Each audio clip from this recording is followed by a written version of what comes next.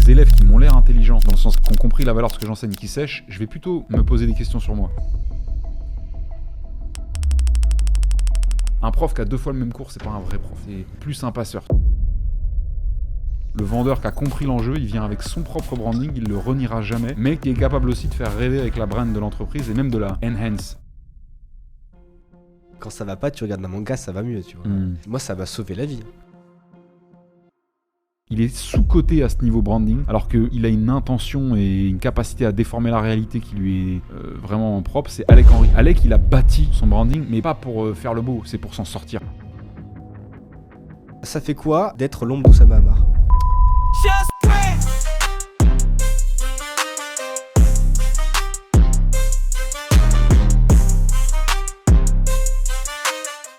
On est dans l'épisode 30 de Just Brain avec Basile Vierne, a.k.a. le meilleur ami d'Oussama Ammar. A.k.a. ouais. Le mec est juste représenté par ça. Exactement, on a même prétendu que j'étais son compagnon officieux à une époque. Pour te dire jusqu'où ça a été. Son amant. Ça m'étonne pas. Mais je pense qu'il a beaucoup d'amants cachés, Oussama. Ah ouais. La légende veut que un dans chaque ville, un dans chaque capitale. Celui de Paris, c'est Emmanuel Macron. On dira rien. Trop dangereux, Arthur. Donc, t'es né à Paris. Exactement. T'es un Parisien de base. Un pur intramuros natif. Ouais. Et le mec s'est retrouvé à Dubaï, quoi. Oui, entre autres, ouais, effectivement. Entre les balades en forêt. Ah oui, carrément. T'as eu une petite histoire en tant que militaire. Exact. Après, t'es allé dans la restauration. Ouais, alors j'en revenais. Tu revenais? Je venais avant l'armée, j'étais dans la restauration, et la nuit. Armée, et puis Covid faisant, j'ai été obligé de me mettre dans des secteurs moins manuels, entre guillemets. Voilà. Et c'est là où j'ai découvert la tech, la vente et tout les SaaS. Exact. Etc. Le business. Et du coup, aujourd'hui, tu es enseignant. Entre autres, ouais, une de mes activités principalement, ouais, on va dire. Effectivement. Et donc, si on doit te résumer en quelques mots, tu es un homme qui marche. Je ne fais que marcher. Effectivement. Qui fait marcher les gens aussi? Alors, j'embête pas trop les gens. J'aime bien être solitaire, d'ailleurs, quand je marche. Mais en tout cas, j'ai fait marcher une personne beaucoup le long des plages de Dubaï. Et cette fameuse personne étant toujours la même, à savoir Oussama. Mais j'ai pas fait marcher beaucoup de... À part ma femme, que je fais marcher énormément, la pauvre, parce qu'elle est obligée de me suivre. Mais non, je fais pas trop marcher les autres. Au sens propre ou au sens figuré? Ou les deux? Plutôt propre. Je peux pas dire trop de conneries, parce qu'elle est pas très loin. Donc... Et sales et prof. Ouais, j'ai d'abord été effectivement. C'est comme ça que je te résume. Moi. Ouais, d'abord été sales et une passion pour ce sujet et encore plus de passion pour la transmission de ce sujet à d'autres, notamment à des débutants. Donc tomber dans la branche un peu enseignement du sales, de la vente, du business development. Ouais, et il faut mettre l'accent sur le fait que de base, t'es pas du tout un mec de la vente, quoi. Absolument pas. Non. Je fais le petit détail, mais un jour t'as un mec qui faisait des bilans de compétences, qui t'a remarqué, qui a dit putain mec, t'es trop chaud pour la vente, fais de la vente. Ouais. J'aimerais bien me souvenir de ça comme ça, mais c'est un peu ça, t'as tout à fait raison. Alors, pas un mec qui fait des bilans de compétences, c'est un vrai chasseur de profil sales, c'est sa spécialité.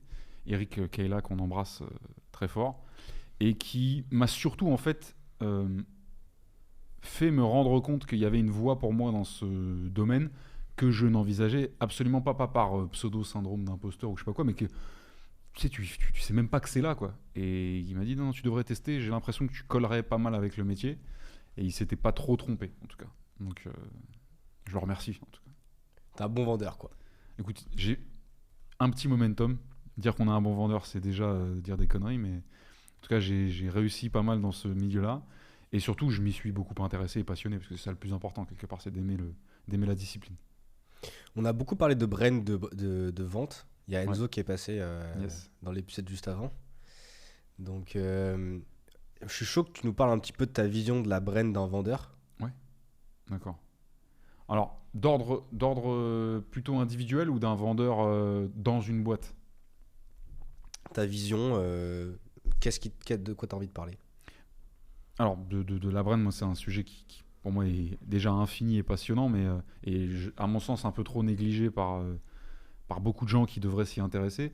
Mais tu vas avoir une espèce soit de dissonance, soit de complémentarité entre la brand du vendeur lui-même et la brand qu'il est censé un peu apporter quand même avec lui de l'entreprise pour laquelle il vend.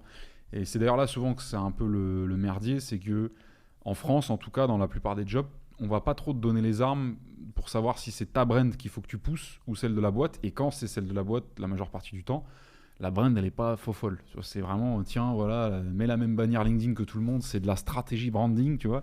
Mets bien ta petite photo de profil uniformisée avec tous les autres pour bien avoir aucune personnalité et aucune singularité pour tes prochains clients. Et en fait, dans la plupart des boîtes, je pense que tu seras d'accord avec moi, en tout cas tu me diras, j'ai l'impression que le branding, à un moment donné, ils ont dans l'état d'esprit que c'est d'uniformiser, de lisser, pour être le plus simple à voir et à comprendre, plutôt que de pousser des éléments majeurs, des éléments forts qu'on veut porter, qu'on veut raconter. Et donc j'ai été dans cette posture en tant que vendeur délicate, où toi t'arrives, t'as beau essayer de te plaquer les cheveux, de t'habiller normalement ou quoi, t'es de toute façon plein d'aspérité, plein de petites accroches originales, t'es atypique. Surtout moi, j'ai pas un parcours, j'ai pas été docteur à Harvard, puis militaire, puis machin, mais j'ai quand même un parcours en dents de scie total, avec une incohérence totale entre les domaines que j'ai pratiqués. Donc tu arrives avec une charge de brand potentiel, d'originalité potentielle, mais que tu vas, dans certains jobs, devoir neutraliser pour rentrer dans le truc bien lisse corpo. Et donc tu l'entends dans mon explication, moi j'ai très vite été plus attiré par là où on laisse les vraies singularités s'exprimer avec un branding soit naturel, soit intentionnel, en fonction de soit travailler vraiment en fonction des endroits. Mais je pense que le bon vendeur, il vient, enfin le vendeur qui a compris l'enjeu, il vient avec son propre branding, il le reniera jamais, parce que c'est déjà un très mauvais signal à envoyer à tes prospects, à tes clients potentiels, de compromettre ce que tu es réellement, sans être pour autant 100% de ce que tu es, mais qui est capable aussi de faire rêver avec la brand de l'entreprise et même de la... Tu sais, en anglais, ils ont un mot qui est enhance. C'est une sorte d'augmenter, en tout cas la faire vibrer encore plus fort parce que maintenant le prospect, il est à ton contact et que tu es une sorte d'ambassadeur de cette brand-là, tu vois. Mais si tu arrives à conjuguer les deux et même à créer une raison valable et intelligente de pourquoi toi, tu es dans cette boîte-là et que c'est parce qu'il y a une cohérence, une compatibilité entre les deux brands, tu as une sorte de maxi-brand un petit peu, tu vois. Mais c'est vrai qu'on a beaucoup de progrès, je pense, à faire en France à ce niveau-là. Je sais pas ce que toi, t'en penses. Bah ouais, moi je suis d'accord. Il faut utiliser les forces du vendeur dans le sens où, alors déjà si on prend un point de vue au-delà du digital, tu vois, au-delà de LinkedIn, c'est sûr que la personne elle va acheter à la personne qu'elle voit en face d'elle. Tout à fait. Ouais. Et on oublie souvent que, en tout cas de mon point de vue de la vente, c'est l'image que tu as du produit, mais en soi tous les concurrents ont à peu près un produit similaire. Ce qui fait que tu vas acheter chez l'un et pas chez l'autre, c'est que le premier est cool. Ouais, le vendeur est cool. Et si le vendeur est pas cool parce que l'entreprise a allumé des bâtons dans les fesses, bon, ouais, tu vas pas trop acheter, quoi. C'est ça, alors que lui, pour autant, il aurait adoré être plus authentique avec toi, mais on lui demande de respecter un cahier des charges. C'est ça. Ouais. Et un profil qui me vient en tête là, qui n'est pas si vendeur que ça, mais qui est sur LinkedIn, c'est, alors je sais plus comment elle s'appelle, mais c'est celle qui parle de SEO sans migraine là. Avec la loutre. J'ai oublié son Amandine Barthes. Amandine Barthes. Ouais, de chez Wallaxy. Ouais. Ouais, bah tu vois, c'est pas forcément elle qui fait tout le SEO en interne, parce qu'ils sont 2 ou 3, je crois, même. Et limite, c'est elle qui fait le moins de SEO dans l'histoire. Pourtant, tout le monde pense que c'est elle qui fait le SEO. Oui, bien sûr. Et en fait, c'est la commerciale, c'est la tête d'affiche, c'est la commerciale de la boîte, tu vois. Ouais. Ah, voilà, un branding incroyable. Elle a un branding incroyable, tu vois. Et c'est là où tu te dis, ok. Bah là, du coup, c'est intéressant de vraiment développer la marque personnelle de notre commercial. Complètement. Ouais. Donc, oui, tu peux tout à fait faire pousser une brand personnelle dans l'expertise de l'entreprise. D'ailleurs, c'est l'endroit le plus pertinent à le faire s'il n'y a pas déjà une brand personnelle forte. Ce qui d'ailleurs est un sujet au moment des embauches parfois. Quand tu as quelqu'un qui arrive en candidature et qui a déjà une grosse brand personnelle, c'est à la fois un avantage parce que du coup, tu recrutes vraiment un potentiel, un talent qui a un peu une rockstar entre guillemets. Il faut quand même être bon sur la compétence majeure de ton job. Mais ça peut être aussi un frein parce que si la brand est trop puissante par rapport à ce qu'attend l'entreprise comme stratégie ou par rapport aux autres éléments futurs de l'équipe, ça peut créer un déséquilibre et ça peut faire peur à certaines entreprises, tu vois. Ouais. Il y a même des gens qui renoncent à leur brand personnel pour intégrer un poste. Ça, je pense que c'est la pire décision de leur vie en termes de business. En termes de branding, en tout cas, oui. Oui, bah ouais.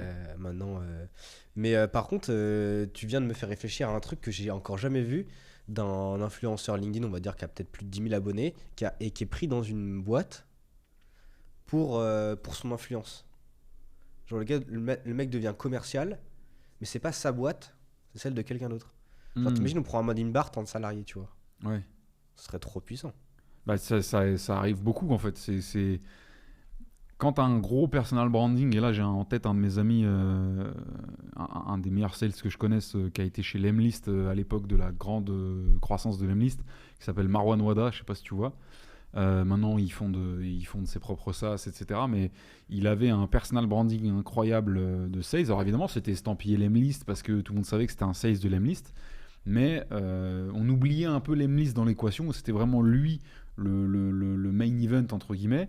Et ça lui a donné accès à des opportunités d'emploi, mais alors qu'il n'a pas saisi nécessairement parce qu'il voulait plutôt s'extraire du salariat, mais qui était lunaire par rapport à ce qu'il avait déjà, quoi. C'était parce qu'il shinait, parce qu'il était impressionnant en termes de branding et qu'il travaille très bien, très building public, très terre à terre, très simple, mais en même temps impressionnant par les scores qu'il faisait. Forcément, des autres boîtes qui voient un mec qui cartonne, ils se disent bien l'énergie que ce gars-là arrive à attirer, si c'est pour notre boîte, ça peut être hyper important, quoi. Hyper intéressant. Ouais, t'imagines dans l'autre sens. T'as un mec qui a une brand de ouf qui devient salarié. Là, il peut vraiment négocier le salaire Ouais, bah, complètement. de ouf, quoi. Bah, t'es vraiment un talent, t'es plus un candidat, quoi. C'est un peu. Ça nous fait tomber dans l'espèce de métaphore des grands sportifs et des grandes rockstars sportifs de sport co où on va essayer de les acheter dans un club. Il y a une négo qui va se baser effectivement sur la technique, le palmarès, mais beaucoup aussi sur le branding, le potentiel sponsoring publicitaire, la potentielle envergure que va donner ce nouveau joueur au club. Et même, c'est presque du casting si tu regardes bien. C'est ok, on a tel perso, tel machin déjà. Est-ce que lui il va venir bien complémenter? Alors effectivement, il y a un aspect technique, mais on sait, vu les fonds que ça peut ramener, qu'il y a aussi un côté très caste, très sélectif pour le tableau global, quoi, tu vois. Bah, t'as Guillaume Simonin, je sais pas si tu vois qui c'est. Alors ça me parle, attends. Il a 100 000 abonnés, finance, Guillaume Simonin. fait des schémas bleus. Wizify. Alors le nom me parle, mais j'arrive pas à voir le. Ouais, ok. Ah, c'est peut-être parce que tu penses que c'est Owen Simonin. C'est pas faux. Je pense qu'il y a de ça. Ok, donc non, c'est pas Asher, mais c'est pas Asher, un non. homonyme. C'est un homonyme de. Ok. Enfin, c'est le même nom de famille que Asher. Et je crois que le frère de Asher s'appelle Guillaume. Mais c'est pas. Et c'est lui. pas le frère d'Asher. C'est pas le frère. Je suis pas sûr, hein, mais à face checker. Mais donc du coup, Guillaume Simonin, gros influenceur LinkedIn qui a 100 000 abonnés et qui est un de mes clients aussi, et qui du coup, lui est ambassadeur Cher. Ok. Bah, d'ailleurs, qui est en tournage toute la journée là pour Cher en studio, et qui du coup fait des interviews pour Cher. Ok, je vois ce que tu veux dire. Et donc ouais, là ça me fait penser un peu aux sportifs de haut niveau qui mettent des Nike quand ils vont faire du sport. Ouais, Quoi. c'est comme il y a, tu vois que c'est Nash B, le bodybuilder sur Insta. Assez gaulerie, qui fait pas mal de vidéos un peu plus humoristiques que réellement à caractère transmission. C'est un tuto. Français. Ouais, c'est un français forcément très balèze. Nage, N-A-J-B. Franchement, si tu montes sa tête, je vais voir qui Et, c'est. et il me semble, peut-être que je dis une énorme connerie, mais il me semble que lui, du coup, le partenariat un peu dans ce type-là qu'il a développé, c'est qu'il anime le podcast. En tout cas, il a animé longtemps le podcast de Fitness Park. D'accord. Alors, je suis plus sûr que ce soit d'actualité aujourd'hui, mais tu vois, c'est un peu le même parallèle. Là, par contre, pour moi, il n'y a aucune chance qu'il y ait du salariat là-dedans. C'est vraiment du business. Oui, non. C'est du partenariat. Bah, je pense que si tu arrives à choper un salarié là-dedans, là t'es bien. Mais ouais, l'influence, on le voit sur LinkedIn avec les gros comptes Ouais. qui font des sponsors à tout va. Hein, et ça fonctionne. Ouais. C'est abusé. Hein. Après, je vois pas forcément toujours les gros profils faire ça. J'ai beaucoup l'impression, c'est peut-être mon feed qui est comme il est, mais j'ai l'impression de voir énormément de moyens, de moyens influenceurs, de moyens créateurs faire énormément de placements, d'influence, de machin, et les extrêmement gros, ça me frappe moins quand ils font des... Enfin, j'ai moins l'impression de les voir faire, peut-être parce qu'ils font plus attention à la récurrence, tu vois, Ouais. de pas fatiguer l'audience avec ces trucs-là. Moi j'ai Camille Micolazax, qui est dans la finance aussi. Ouais. Oh, désolé, je connais que les CGP, c'est les seuls qui signent chez moi. Mais qui est pareil dans la finance. Il a un profil qui est comparable à celui de Guillaume Simonin. Juste, Guillaume Simonin, il s'adresse vraiment aux gens qui veulent débuter dans la finance. Et Camille, c'est Ok. pour les plus gros profils, ceux qui ont déjà un patrimoine conséquent. Et lui, je regarde son feed, mais il y a un post sur deux, c'est sponsor. Quoi. Si c'est pas, Ok. Et c'est obvious, ça c'est déclaré genre. Oui, c'est marqué sur. Il faut que tu l'écrives. sur le Ok, post. d'accord. Je suis tellement pas là-dedans, moi que je suis. Ok. Donc, ouais, non, moi non plus. Ok. Mais, moi, j'ai pas le niveau. Toi, tu l'aurais, mais. Bah, ça, sans faire la starlette, j'ai des gens qui me contactent, tu vois, pour... Forcément, t'es dans la vente, t'es dans le SaaS, t'es dans la tech, le nombre d'outils qui ont Allez, besoin d'exposition, t'en as 12 par semaine qui arrivent. Mais c'est... moi, d'ailleurs, ça peut être un insight à donner aux gens qui auraient envie d'avoir des initiatives pour contacter des créateurs. Contacter un créateur en lui donnant l'impression que c'est vraiment son branding qui vous intéresse et pas juste un énième gars qui va parler de votre outil qui s'en fout, quoi. Parce que si vous créez un lien, en fait, ça peut être durable, tu vois. Enfin, tu vois, j'ai vu quand on est arrivé ici, j'ai vu le feeling que tu as avec la boîte de prod ici qui gère le. Enfin, tu vois l'intérêt d'avoir une relation et de travailler ensemble parce qu'on s'apprécie au-delà des petits bénéfices d'avoir un mec qui fait un post. C'est ça. Et c'est un peu toujours ça. C'est ça t'intéresserait pour 200 balles ou pour 300 balles, pour 600 balles de parler de. Je sais même pas qui t'es, on se connaît pas, on s'est pas dit bonjour et tu me parles déjà d'oseille. Tu vois. C'est comme les mecs sur LinkedIn qui te contactent et qui te disent ouais, moi j'ai plein de mecs comme ça, hein, genre qui ont des agences, qui me disent on pourrait se compléter, n'hésite pas à me recommander des clients. Ah oui, pour pousser l'apport d'affaires mutuel Ouais. qui va aller que dans un sens au final. Mais Et, ouais. et moi je leur réponds, mais mec, je sais pas quitter, je vais pas reco des clients à des mecs que je connais pas, et encore moins, je vais pas prêter mon image à un mec, je sais même pas s'il fait du bon travail, tu vois. Ouais. C'est des ouf, et j'en ai plein, quoi. Mais stratégiquement, c'est très intelligent puisqu'il y a une théorie qui veut qu'en général, quand un deal ne se fait pas avec quelqu'un, un prestataire, une entreprise, il y a, je vais donner un chiffre complètement bidon, mais c'est pour donner un ordre d'idée mental, il y a 80% de chances que ce soit une solution annexe, une solution qui va bouger sur une feature, bouger sur un tarif, bouger sur un delta de temps ou de quoi que ce soit, et qui va être choisi par l'acheteur ailleurs. Donc il y a de très fortes chances que si quelqu'un qui vient vers toi, soit que toi tu peux pas prendre en charge, soit qu'il ne veut pas être pris en charge par toi, choisissent la solution qui vient juste après. Donc c'est assez intelligent. Par contre, comme tu dis, si c'est pour envoyer des gens chez des gens que tu connais pas, tu vas le faire une fois, deux fois, puis les gens vont arrêter de te suivre et puis tu vas rien apporter comme affaire aux autres. Par contre, c'est très puissant l'apport d'affaires et souvent les gens manquent d'avoir une petite mafia eux autour.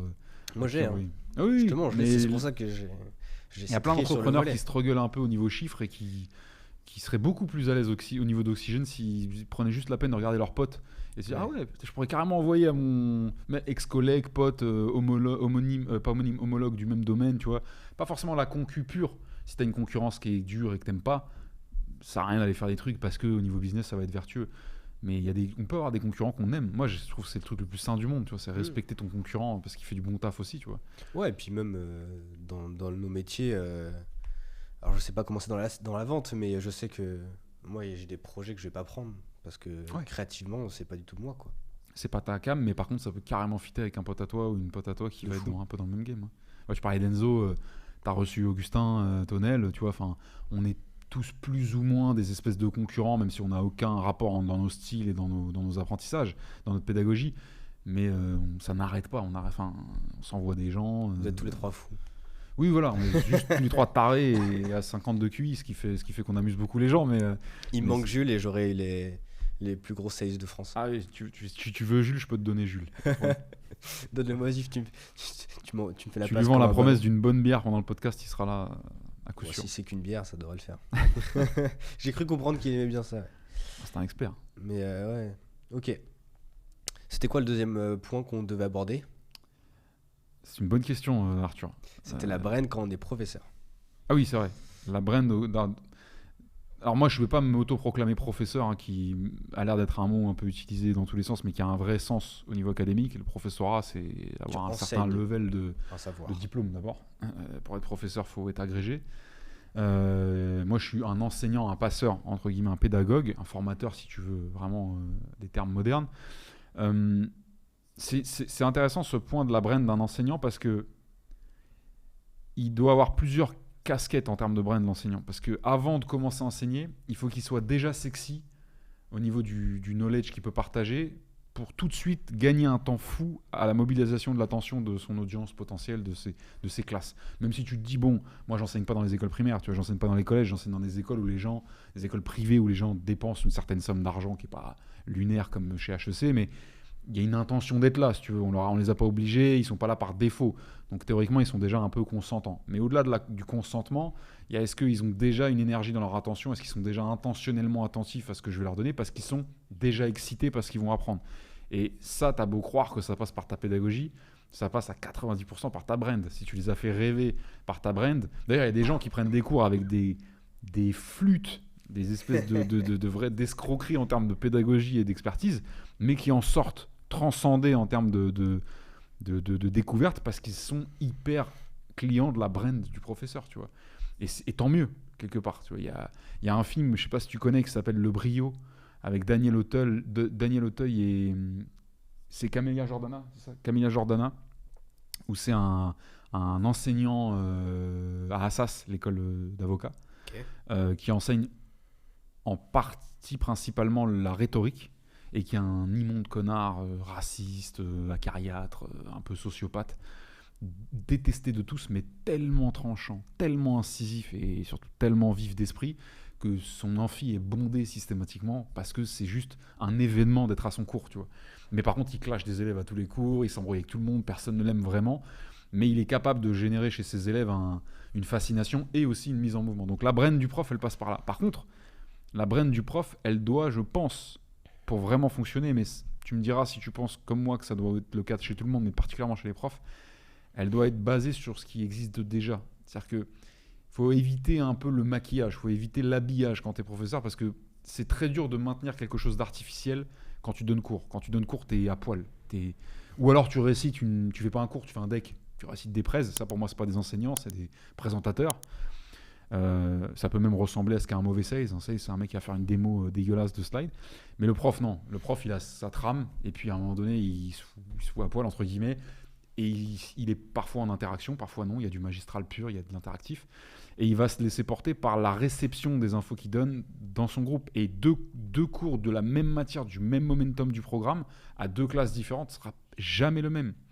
Un prof qui a 2 fois le même cours, c'est pas un vrai prof. C'est plus un passeur, tu vois. Et donc, s'il base sa brand sur des choses un peu factices parce qu'il a voulu la rendre plus sexy, c'est un peu casse-gueule à mon sens, parce qu'à un moment donné, on va voir le vrai plan, tu vois. Tu pourras pas tout contrôler tout le temps. C'est pas un moment de média, tu vois, le cours, c'est vraiment de la vraie... c'est comme le théâtre, tu vois. C'est la différence au spectacle vivant et le cinéma, c'est qu'il n'y a pas de deuxième prise au théâtre. C'est ça. De toute façon, je pense pas que tu peux arriver à avoir une bonne brand et le lendemain en avoir une mauvaise. Parce que tu n'en as jamais une bonne un jour. C'est vrai, c'est pas mal ce que tu viens de dire. Ouais, ok. Mais en fait, ta brand, c'est la conséquence de tes actes. Ok. Les gens... tu fais des choses, du coup les gens entendent ce que tu fais, et donc du coup ils se disent il est comme ça parce qu'il fait ça. Ouais, exactement, c'est que de la conséquence. Très intéressant, ok. C'est la conséquence du branding.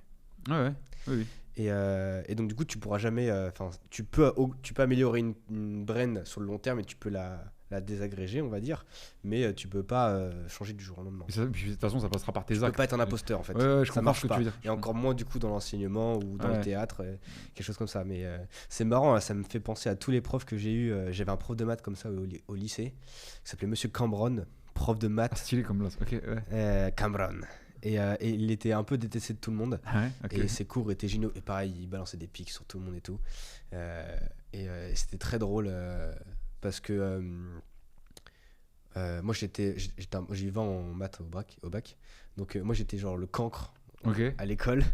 Et j'avais 20 à tous les contrôles. Sauf que en fait j'avais 10 de moyenne. Parce que en gros j'avais soit 20 soit 0, il y avait 4 contrôles dans l'année. Pourquoi ?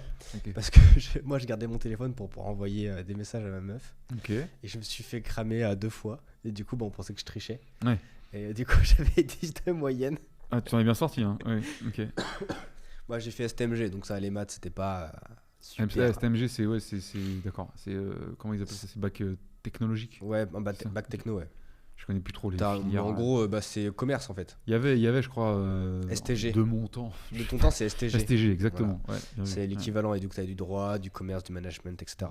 Des trucs que j'aurais bien aimé apprendre si j'avais écouté en cours. Carrément, mais on regrette beaucoup en général plus tard. Mais j'avais eu ce prof-là, je me rappelle, Cambron, qui était génial ce prof.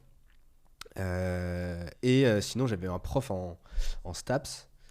J'ai fait 3 ans de STAPS. T'as fait STAPS, ok. Ouais. Après le lycée. Et je me rappelle son premier cours. Le gars, il arrive dans la salle. T'es petit L1, tu vois, tout frais. Qui dit bon, vous êtes combien dans la salle ? 300 ? Bon, il y en a 10 qui vont se faire les croisés avant la fin de l'année. Il commence son cours. Il a prédit. Okay. Il y en a vraiment. Et ça a eu lieu. Ouais, mais carrément. De toute façon, mec, en STAPS. Abusé quoi. Mais du coup, lui, il faisait des cours abusés quoi. C'était blindé. Les gens étaient assis sur les marches. Je pensais que c'était ça que dans les films américains, tu vois. Mais c'est ça quand t'arrives à être un événement plutôt qu'un cours en fait.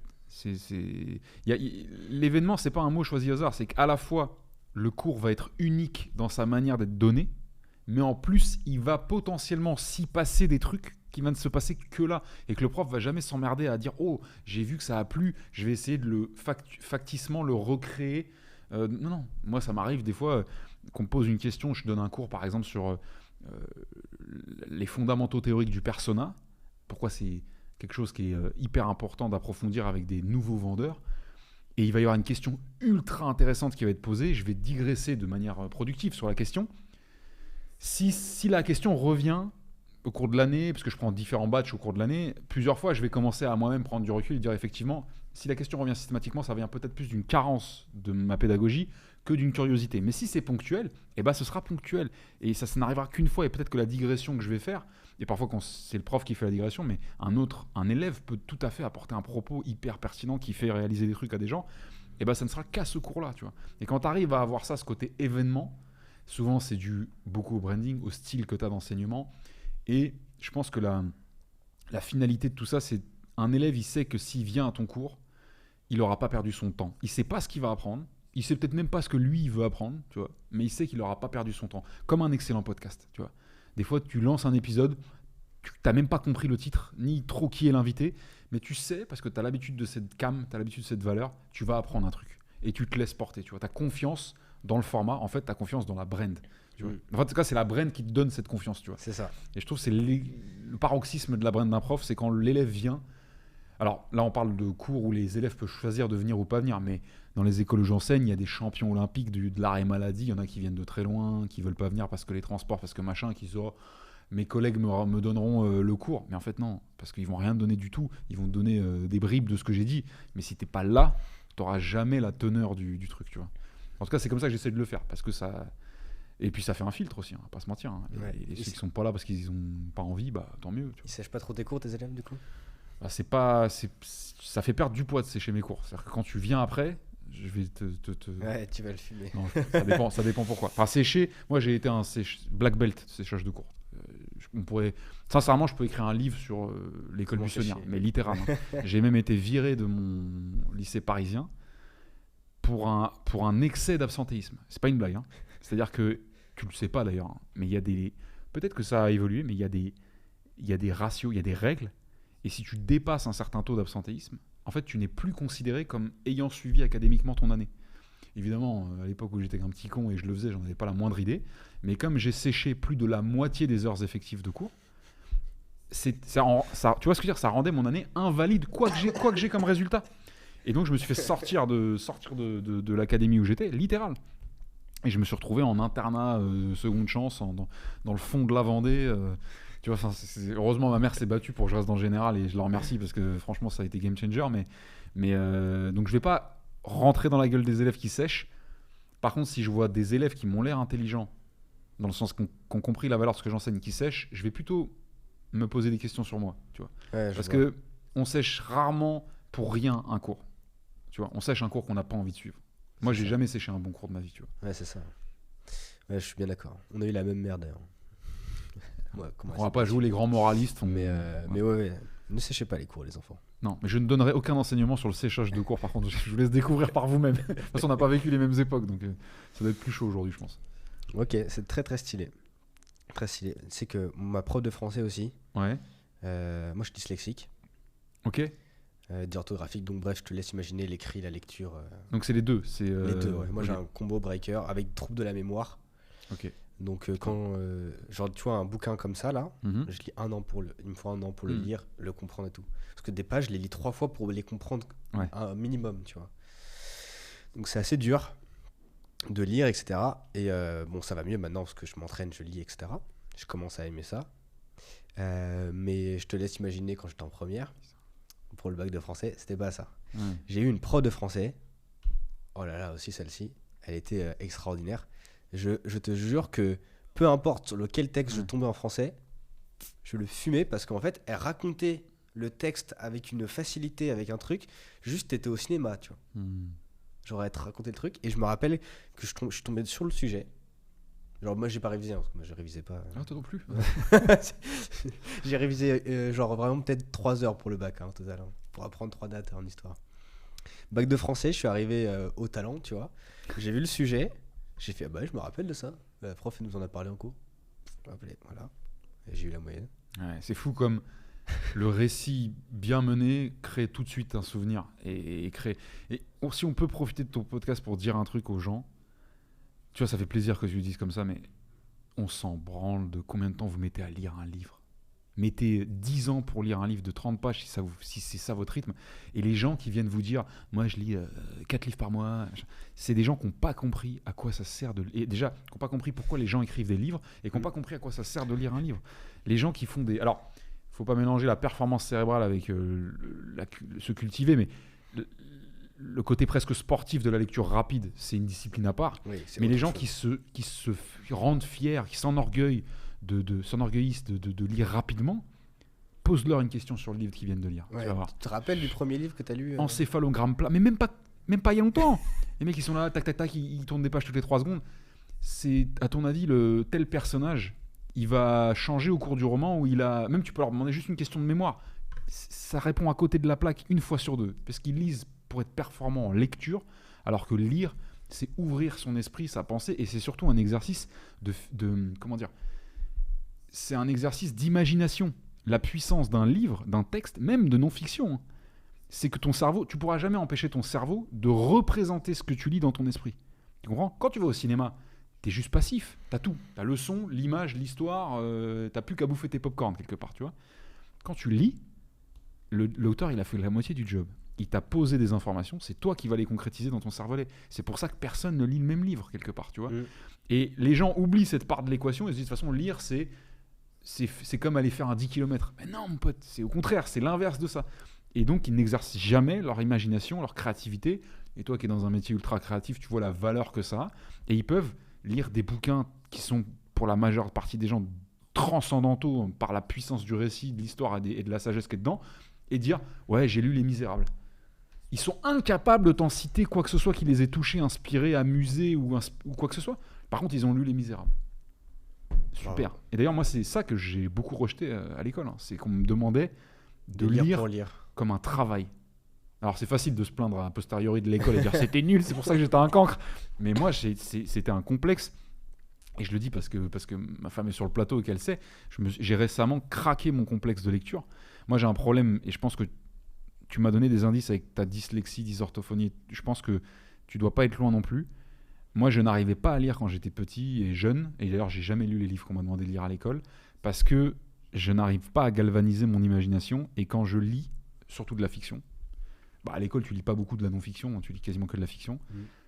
Ça part tellement en sucette au niveau imaginatif, ce qui est plutôt bien, mais qu'en fait, j'arrive pas à avancer dans le livre. Tu vois. Et j'ai aussi des petits problèmes de ce qu'on appelle de misophonie, c'est-à-dire que je suis très vite déconcentré par des bruits, par des sons, par des éléments sur lesquels mon attention n'est pas censée se porter, donc j'arrive pas à lire. Et j'ai trouvé le hack qui fonctionne que pour moi, tu l'as pré-shot en introduction, je lis en marchant. Alors, attention les amis, c'est dangereux, lisez dans des zones sûres, mais ça marche, je peux te garantir, hein, j'ai un témoin avec moi ici, ça marche. Parce qu'en fait, c'est comme un peu quand tu es sous la douche ou quand tu es en pleine nature, c'est que tu es saturé cognitivement un petit peu. Tu as un de tes sens qui est saturé. Quand tu es sous la douche, tu te rends pas compte, mais ton sens du toucher, il est saturé, c'est-à-dire qu'il est stimulé de manière trop importante pour que tu analyses chaque goutte de la douche qui te touche. Tu vois ce que je veux dire ? Donc, ça t'apaise le cerveau, ça réduit la turbine, entre guillemets, cognitive, et donc tu peux facilement isoler un autre sens qui va être celui plutôt de la vue et donc après de l'imagination, un peu comme tu sais quand quelqu'un est aveugle, on a tendance à dire qu'il va décupler la finesse de ses autres sens, tu vois. Ouais, là c'est un peu ça, mais de manière momentanée. Et donc bon, je fais attention à pas me prendre des bus dans la gueule quand je traverse la rue ou quoi, mais vous pouvez me croiser, je reçois des fois des messages à Nantes, à Lille, à Dubaï, à Paris. Alors Paris jamais, mais trop dangereux, mais en train de le lire. Tu vois, là dans mon sac j'ai lu justement Les Misérables d'Hugo. Et je lis en marchant, je ne lis jamais pas en marchant. C'est très bizarre. Ouais. Mais ça peut être un hack. Et franchement, ça a changé ma vie. Parce que tu as accès du coup à des choses que tu te privais, dont tu te privais presque. Et tu les redécouvres plus avec un état d'esprit et une approche de cancre comme on était, mais vraiment avec la curiosité artistique et créative. Et c'est plus du tout les mêmes œuvres. Tu vois. Ouais, je suis d'accord. Après, moi j'ai eu le hack au lycée, c'est qu'il y avait le livre audio. Donc, Ah putain, j'aurais bien aimé avoir ça. Parce que pour le coup, sur certains bouquins, ça m'aurait vraiment aidé. Ça c'est un petit peu le crack. Mais j'ai commencé Le Loup Bleu. Ok, je connais pas. C'est une reco de Housse qui en apparaît dans Sans Permission. Ok, t'as dit il dit quel auteur c'est Le Loup Bleu. Ouais. Alors, j'ai jamais entendu parler. En gros, ça explique la guerre des Mongols. L'Empire mongol, pardon. Ok. C'est un récit historique. D'accord. Et genre, j'ai lu peut-être 20 pages. Et genre, j'ai vraiment le film dans ma tête, tu vois. C'est ouf. Hein. Ouais. Genre, l'attente au coin du feu, le lac, machin et tous les Ouais. personnages. Genre, j'ai vraiment, là, je pourrais te dessiner la scène, tu vois. Ouais, mais c'est ça, un bon livre maqué avec le bon esprit que toi tu es en tant que celui qui reçoit le texte. C'est ça. En fait. C'est ça quand quelqu'un écrit quelque chose, une fiction en tout cas, c'est ça qu'il cherche en fait. Et toi, tu vas pas du tout voir la même chose que moi, même si évidemment ça va se ressembler, tu vois. Ouais, bien sûr. Et est-ce que tu lis des mangas ou Pas du des tout. BD? J'ai pas eu ce. En fait, c'est marrant. J'ai été dans la génération. Moi, je suis de la vraie génération de DBZ. Tu vois, ceux qui ont vu DBZ Ça, quand arriver à la télé. euh, Et j'ai été complètement matrixé par DBZ à la télé. Mais c'était parce que c'était la télé qui me matrixait. Parce que dans ma famille, c'était très. Déjà, il n'y avait pas de télé quand j'étais tout petit. Et quand il y en a eu une, c'était très réglementé, entre guillemets, si j'ose dire. C'était dosé. Et donc, c'était un tel privilège d'avoir accès à la télé. Et puis, il n'y avait pas grand-chose à cette époque-là, tu vois. Que DBZ, ça m'a matrixé. Par contre, le côté livre, pas du tout. Par contre, Ouais. j'aime l'état d'esprit. Et en général, les gens qui consomment les mangas ont cette espèce de côté un peu nerd, sincère, que j'aime beaucoup chez les gens. Mon frère a été plus touché, tu vois, par ça, mon petit frère. Moi, j'ai jamais été trop manga. J'ai une faible culture dessus. Ouais. Moi, j'en ai fumé un paquet. Ouais, t'en as Ouais. un qui est un favori, genre Moi, c'est One Piece. One Piece, ouais. C'est Il revient One beaucoup Piece, celui-là. Et sinon, j'ai Assassination Classroom. Je me suis fait tatouer. Ok, donc ça, c'est un personnage de. Non, De Assassination Classroom. Il lui s'appelle Koro. Assassination Classroom. Classroom. Ok, Ouais. le titre est un truc. Ouais. tout- Ok, Bah, tu vois, lui, tu vois, il a le chapeau de prof. C'est un prof. C'est un poulpe jaune, ok, un peu chelou, qui va à Mac 20. Tu vois? ouais. Ouais, Ok. faut que tu regardes. Ça fait beaucoup de paramètres. Ouais, ça fait Ok. beaucoup de paramètres, ouais. Et qui est prof. Ok, d'accord. Et ses élèves doivent le tuer. Mais en même temps, il doit avoir des bonnes notes. Toi qui enseignes, tu vas kiffer. Ok, bah, franchement, tu viens de me teaser le truc de la meilleure manière. Parce que c'est tellement improbable comme description Ouais, que t'as ouais, envie mais d'aller vérifier de quoi C'est on parle. japonais, justement, ça illustre parfaitement la culture manga et tout. Tu demanderas à Osama, il va te Ouais. dire fonce, Ouais, je carrément. pense. Donc, Lui, je sais plus ce que c'est son manga préféré. Je crois que c'est. Il y a Demon Demon Slayer. Slayer et il y en a un autre. C'est un truc sur la cuisine. ah oui, Food Wars. Food Wars. Ouais. Il me semble que génial. celui-là. C'est du c'est food son porn démon. dans tous les sens. Ouais. C'est génial. Mais ouais, j'en ai regardé un paquet, genre vraiment beaucoup. Beaucoup. Et là, je suis tombé dans un nouveau. Dans une nouvelle drogue. C'est Ouais. les webtoons. Ok. C'est des mangas que tu lis en couleur sur ton téléphone. Tu scrolls. Donc c'est des mangas qui se lisent par le scrolling. Ok. Ouais. Et en fait, je te jure que quand j'essaie de me souvenir de ce manga-là, je vois un animé. Tu le vois comme si t'avais regardé en mode movie, Ouais. quoi. Ok. C'est un truc de incroyable. ouf. Hein. Et du coup, je lis, mais je lis. Genre, j'ai jamais lu autant de ma vie, quoi. Ok. Et je lis. Ouais, très Il stylé. y a pas de. Il y a Webtoon. beaucoup de texte. Ouais. C'est une application et dans les webtoons, t'as plein de mangas. Ok. Enfin, C'est des bon à mangas, savoir. euh, Pour des c'est gens cool. qui voudraient s'y mettre, par exemple, ça peut être un bon Ouais. canal d'arrivée, tu vois. Bah, tu vois, je me suis mis à la lecture littéralement grâce à ça. Ok. Parce que les mangas papier, c'est en noir et blanc, c'est pas si sexy que ça. C'est forcément noir et blanc. Ok, je savais pas ça. Pas tout le temps. Mais là- le ça truc coûte tellement cher traditionnel. d'imprimer, Ah ouais, tu penses que c'est ça la raison? Ouais, je pense. C'est pas artistique. Ok. Non, peut-être que c'est artistique aussi, mais c'est parce Non, mais que. t'as raison, c'est que tu me dis, en fait, moi j'imagine DBZ en couleur parce que je l'ai vu à la télé, mais je sais que les DBZ. Alors, les mangas sont en couleur. Les nouveaux, ils les ont imprimés en couleur. Ah oui. DBZ, c'est peut-être un des seuls mangas en couleur, tu vois. Ouais, On d'accord. a très très peu en couleur des mangas. Même Ouais. One Piece, c'est en noir et blanc. Mais parce que t'imagines les mangaka qui doivent colorier en plus. Ouais, d'accord. Mangaka, c'est des gens qui Ouais, produisent qui le dessinent. dessin. Genre, mangaka au Japon, t'as un manga qui s'appelle Bakuman, Ok. qui raconte un peu l'histoire d'un mangaka. Ah, Enfin, c'est marrant, ok. c'est génial. C'est le Mm. premier manga que j'ai eu d'ailleurs. Ok. C'est un gars en gros où son père était un grand mangaka qui avait fait des best-sellers. Et le mec, du coup, kiffait dessiner depuis qu'il était gosse. Et son oncle, du coup, bon, je ne spoil pas parce que c'est le début du manga, mais en gros, il décède. Et il chope, du coup, les bureaux de son oncle. Ok. Et du coup, il va reprendre le flambeau, tu vois, et on va voir l'histoire sentimentale, les burn-out, les machins, Mhm. tu vois. Et en fait, tu vois que les mangaka au Japon, ils sont super mal payés, c'est super dur, tu vois. Mais vraiment, Ok. c'est un peu les start-upers. C'est un sacerdoce, quoi. C'est vraiment. Ah, c'est galère. Et en vrai, c'était super cool. Et ma mère m'a acheté ça, en fait. Parce que moi, je dessine depuis que je suis gosse. Quand j'étais Ok. en cours, je dessinais à la place de suivre les cours, quoi. Ok. Donc, elle me dit, bah tiens, peut-être qu'il va trouver une passion dans ce truc-là. tu Nice, vois. nice. Mais donc du coup, ouais, Bakuman, super intéressant comme manga pour voir un petit peu le côté un peu obscur des mangaka. Et du coup, c'est super dur d'être mangaka. Donc t'imagines s'il faut rajouter la couleur en plus. Ok. Ah, tu vois, j'ignorais totalement. Et et puis à l'époque, ils faisaient tout à la main. Ouais. Tu vois. Oui, oui, d'accord, je vois ce que tu veux dire. Tu sais, tu renverses l'encre, tu recommences tout, machin, Ouais, tu mais vois. c'était vraiment de l'art. Ouais, C'est plus de la manufacture, c'est de l'art. c'est Quoi. vraiment de l'art. Tu vois, et Ouais. puis t'avais un mec qui faisait les bonhommes, un mec qui faisait les décors, t'as le gars qui fait les storyboards, Hmm. enfin, t'as le mec qui fait l'histoire. Ah Enfin, ouais, c'est une vraiment, industrie complète, quoi. Il y a beaucoup de mangas qui sont d'abord des romans. D'accord. C'est des light novels. Par exemple, SAO, Ouais. où ça en avait parlé. SAO, c'est un light novel de base, donc c'est un roman qui a été traduit en manga et après en animé.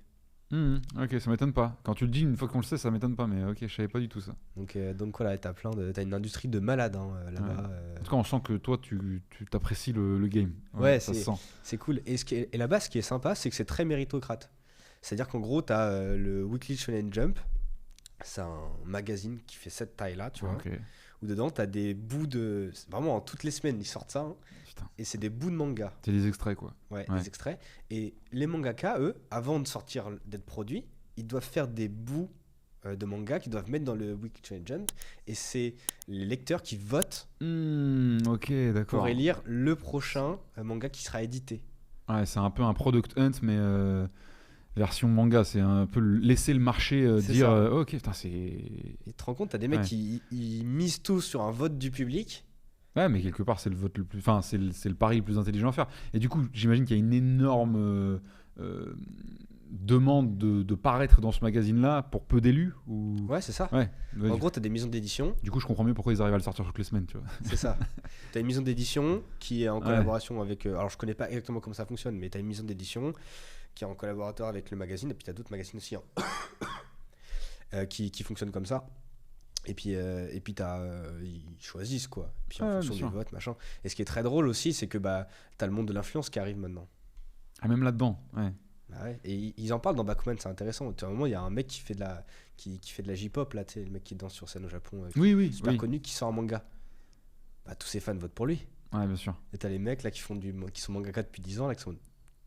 Mon manga, il va se Là, mettre c'est dedans. du coup, c'est plus le marché, c'est une tribu dans le marché qui vote. Du coup, ça fausse le. Ouais. Ouais, je comprends. Bah, d'où la puissance de l'influence, complètement. Et du branding. Et du branding, totalement. Ouais, c'est intéressant. On en revient toujours là. C'est ça. C'est dès que tu transfuges, donc tu changes de domaine, quelque part, tu vas embarquer avec toi l'inertie de ton audience, même si c'est deux domaines complètement différents. Mm. Ouais, c'est intéressant. Ok. Bah écoute, je pense que par curiosité, tu vois, j'irai voir pas mal de trucs que tu as cités parce que c'est. On sent déjà la passion et c'est intriguant. En tout cas, le truc du. Comment t'as dit qu'il s'appelait lui? Assassination Classroom, et lui, c'est Koro, Koro. le professeur Ok. Koro. Professeur Koro. Ok. Moi, je suis Koro dans les jeux vidéo. C'est mon pseudo. Ok. Donc c'est vraiment genre, de toute façon, pour l'avoir dans la peau, c'est que vraiment c'est un personnage qui t'a parlé. Ouais. Parce que c'est un personnage qui est très seul et à la fois qui le devient plus. Parce qu'en fait, pour spoiler, c'est un ancien tueur en série. Ok. Humain. Comme moi. Non, Super. Super. Tous les profs en général sont d'anciens tueurs en série. Mais... Ça m'étonne pas.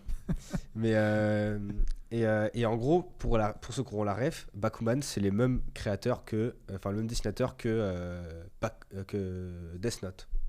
Ok, Death Note, ok. Ça te parle, Death Très- Note, peut-être Ouais, un peu ouais, plus. très solide. Voilà. Je vois à peu près la DA et tout, mais j'ai jamais lu un volume, on dit quoi. Ouais. De Un tome. Death Note. Mais ouais, bah du coup, Death Note et Bakuman, c'est les mêmes. Et ce qui est très drôle aussi, c'est que le créateur de Death Note a sorti un manga sur les anges. Parce que Death Note, c'est avec les dieux de la mort. Ok. Et il a sorti Et un donc il manga s'est dit, avec- tiens, il faut équilibrer, on va Ouais. aussi mettre de la lumière. C'est marrant. Ouais. Et ouais, ok, putain, c'est tout un monde. De toute façon, je sais que c'est tout un monde. Tout le monde sait que c'est tout un monde le manga, mais il y a une profondeur. On sent bien dès qu'on en parle avec quelqu'un de passionné que c'est infini, quoi. Moi, ça a beaucoup agi sur mon état d'esprit. Hein, Ouais. de Il y a beaucoup de gens qui disent qu'ils ont résilience. même Ous le premier, hein, qu'il y a des leçons de vie Ah, mais complètes c'est dans un les truc mangas. de malade. Ah ouais. C'est un truc de malade. Genre, je te jure, je pourrais t'en citer 1 million. Tu vois, c'est quand ça va pas, tu regardes un manga, ça va mieux. Tu vois. Hmm. Moi, ça m'a sauvé la vie. Ah, il y a beaucoup de gens qui disent ça. Vraiment, Ouais. moi, j'étais très seul hein, quand j'étais jeune. Ouais. Le manga, ça m'a fait.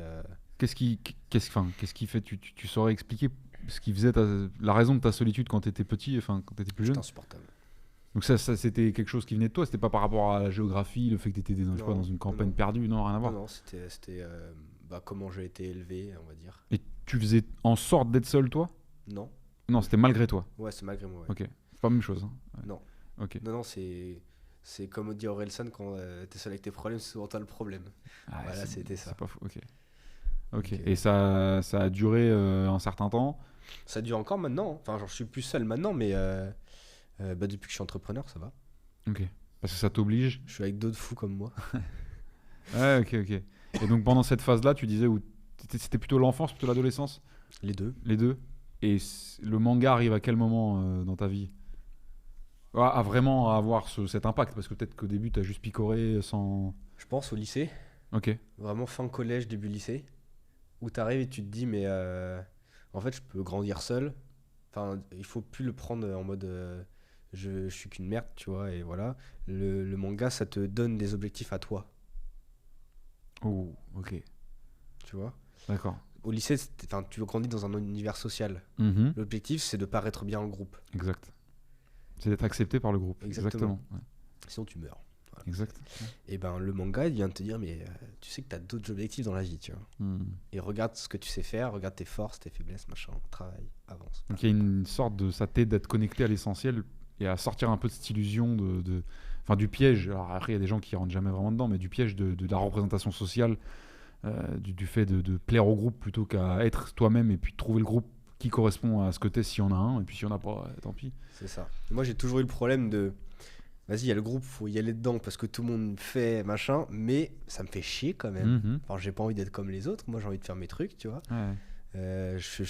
J'avais toujours mes objectifs en fait, Ok. à moi, et les mangas m'ont réconcilié avec le fait de, bah tu peux les avoir en fait, Ok. mais tu peux aussi avoir des copains sans machin. Enfin, Donc c'est les premiers impacts concrets que tu as remarqués en lisant les mangas, c'était ça te motivait ou tu dirais que ça quoi ça te piquait, ça te motivait, ou alors ça atténuait ta tristesse. Enfin, comment tu le ressentais toi en termes émotionnels? je pense que j'ai jamais été triste, j'étais plutôt en rage envers moi-même, tu vois. Ok. Parce que j'étais en mode, vas-y, si t'es tout seul, c'est ta faute, tu vois. J'étais pas là en mode. J'ai jamais blâmé les autres. Ok. Et, on va dire que les mangas et tout cet univers shonen de se battre contre quelque chose. Et c'est souvent, tu te bats contre toi-même en fait. Mhm. C'est ça Bien sûr. le plus grand combat que tu vas avoir toute ta vie. Dans les ennemis que tu choisis, en fait, il y a les choses que tu voudrais voir disparaître en toi et enfin les choses que t'aimes pas chez toi et que tu cherches à régler. Ouais, bien sûr. Et ouais, et Shonen, ouais, c'est l'esprit shonen, c'est ça. l'esprit Ouais, shonen, ouais. ouais. C'est un type de manga en fait. Ah ouais. Un manga de baston Ok. ou de dépassement de soi. Et depuis, j'ai plus d'ennemis, tu vois.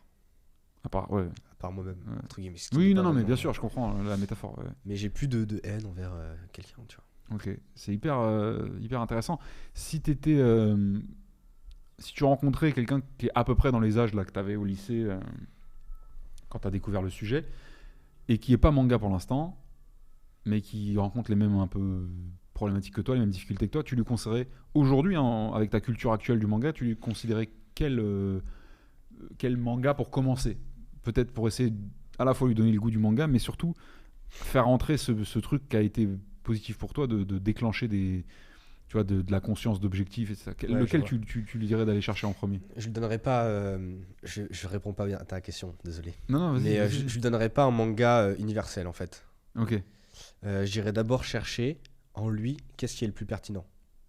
Parce qu'il y a beaucoup de mangas qui ont des. Ouais, ça marche pas avec tout le monde. Ok. Je pense que ça marche avec tout le monde, mais pas n'importe quel.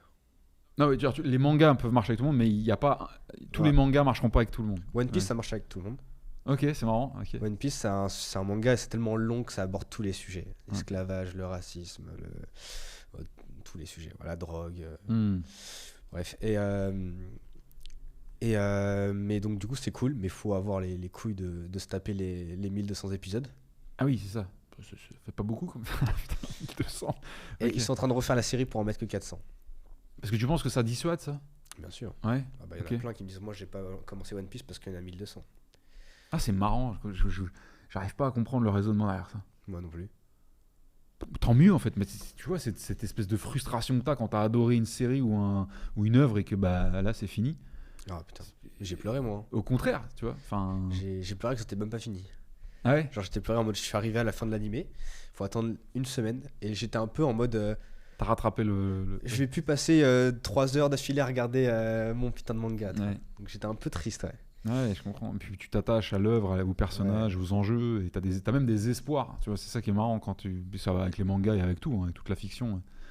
Les films, les romans, Non, mais c'est hyper, abusé. hyper intéressant. Ok. Toi, par exemple, je te conseillerais Baki. Ok. Ok.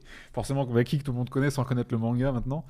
Mais ok, Baki, c'est quoi le. C'est des grappleurs, c'est des mecs qui se tapent dessus. Ah bah oui, forcément. Ah, il se tape dessus. Ouais. Ok. Mais genre. C'est des combattants, quoi. C'est des combattants, ouais. Ouais, ok, Mais d'accord. c'est. Ça commence, tu vois, le premier épisode par tout le monde. Chaque homme dans sa vie a toujours rêvé d'être l'homme le plus fort du monde. Ok. Et aujourd'hui, on va suivre l'histoire de Baki, qui est le fils de l'homme le plus fort du monde. Ok, c'est ça le synopsis, c'est ça. Voilà, c'est ça un peu le synopsis. Et genre, tu vois des mecs qui se tapent dessus, machin, etc. Et tu vois Baki, qui a genre 15 ans. Et il dit, ok, aujourd'hui c'est mon combat, je vais me battre contre 100 mecs. Et mon objectif, c'est d'en aligner le plus possible, tu vois. Ok. Et il se fait démonter, bien sûr. Et t'as le flic qui le ramène. Enfin, tu vois, une fois qu'il s'est fait démonter par, par les sangas, t'as le flic qui arrive, tu vois, qui dit, bon les gars, partez, il allume les gyros et tout. Et là, il dit, tu sais, il les compte en même temps. Il dit, bon, t'en as eu que 62 aujourd'hui. Ah, est-ce qu'il en a quand même fumé une bonne partie? Ok, Ouais. ouais, c'est sa vie en fait, il fait que ça. Ouais, Ok. c'est ça, ouais. Ah, ok, intéressant. Mais Il y a un lien entre entre le combattant qu'on appelle Baki Baisangour, c'est Chimaev, je sais plus comment. Baki, quoi? Baki, le combattant MMA. Ouais, Son vrai prénom c'est Baisangour. ouais, ok. Et il y a un lien, toi qui connais ce manga, entre la brand du coup de Baki Mhm. et le personnage du manga, ou c'est juste un hasard, il a choisi ce blaze là Ah parce non, que c'est sûr que c'est pas un hasard du tout. Non mais C'est le héros du manga, en fait. oui mais est-ce que au-delà de ses goûts à lui, qui a choisi ce pseudonyme, est-ce que toi tu vois des ressemblances entre Baki et Baki? Ah, Ou- physiquement? Physiquement ou de ce que tu as pu voir Ouais, si il tu l'as- y a un petit rapprochement physique. Ok. Mais bon, pour le reste, Non, oui, c'est à part que c'est des combattants et que. Ouais. Ok, d'accord. on se tape dessus. Ok, quoi. c'est intéressant. Très stylé comme Blast Baki. Ouais, Ok. de ouf. Bah, la série est très cool. Hein. Bah écoute, j'irai. Franchement, honnêtement, par curiosité, j'y vais aller voir. Et si tu me dis qu'il y a des grappleurs dans les mangas, ça va vite me plaire l'histoire. Bah oui. C'est pour ça en plus on voit pas ta cicatrice là, mais. Ah non, non, ça n'a aucun rapport. Non, mais ouais, tu vas kiffer. Regarde bien d'ailleurs Baki. Je crois que c'est 2001. Ouais, c'est vieux. Hein. 2001 Ah, quand même, ou tu vois, j'aurais pas 2002. daté ça. En fait, il y a la série Baki sur Netflix, mais c'est pas la saison 1. c'est pas l'origine, c'est pas le. Il faut que tu regardes vrai. le Baki sur YouTube, hein, la série est sur YouTube. Ok. Ça, déjà, c'est pas mal. Je crois que c'est 2001 ou 2011, un truc comme ça. Ok. Et tu regardes, du coup, c'est Baki The Grappler, un truc comme ça. Tu vas voir, les designs sont dégueulasses. Un peu à la Olive et Tom. Ouais, ouais, mais l'époque. moi, ça me parle, c'est ma génération, Ouais, t'inquiète. moi, j'adore ça aussi. me parle. Donc, tu vas voir. Et donc, tu regardes ça. Et après, tu regardes, du coup, celle de Netflix. Ouais. Parce que c'est la continuité de la série. Et c'est intéressant, en fait. Tu vois le héros grandir. Vraiment, au fur et à mesure des années. Avec cet objectif-là. Qui varie. Parce qu'en gros, tous les mecs dans le manga qui se tapent dessus, leur objectif c'est de devenir l'homme le plus fort Ouais, oui, il y a du toujours monde, tu vois. cet objectif ultime que tout le monde a. Voilà. D'accord. Et puis tu vois le héros qui des fois il varie l'objectif, hein, il dérive, il machin. Ok. Il évolue, il y a vraiment un truc genre c'est pas un mec qui tape, tu vois. Ouais, Juste qui tape, tu vois, c'est il fait un chemin. voilà, Ouais. il y a un chemin à un moment et il se dit moi je fais que de me battre, mais il y a des gens ils sont tranquilles à l'école, j'aimerais bien être en fait un simple étudiant. Ouais, ouais, d'accord. Puis des fois, oui, il y a des moments où il aime ce qu'il fait et d'autres où il se dit que c'est pas la bonne Voilà. voie. Ok, ok. C'est Intéressant. C'est Intéressant.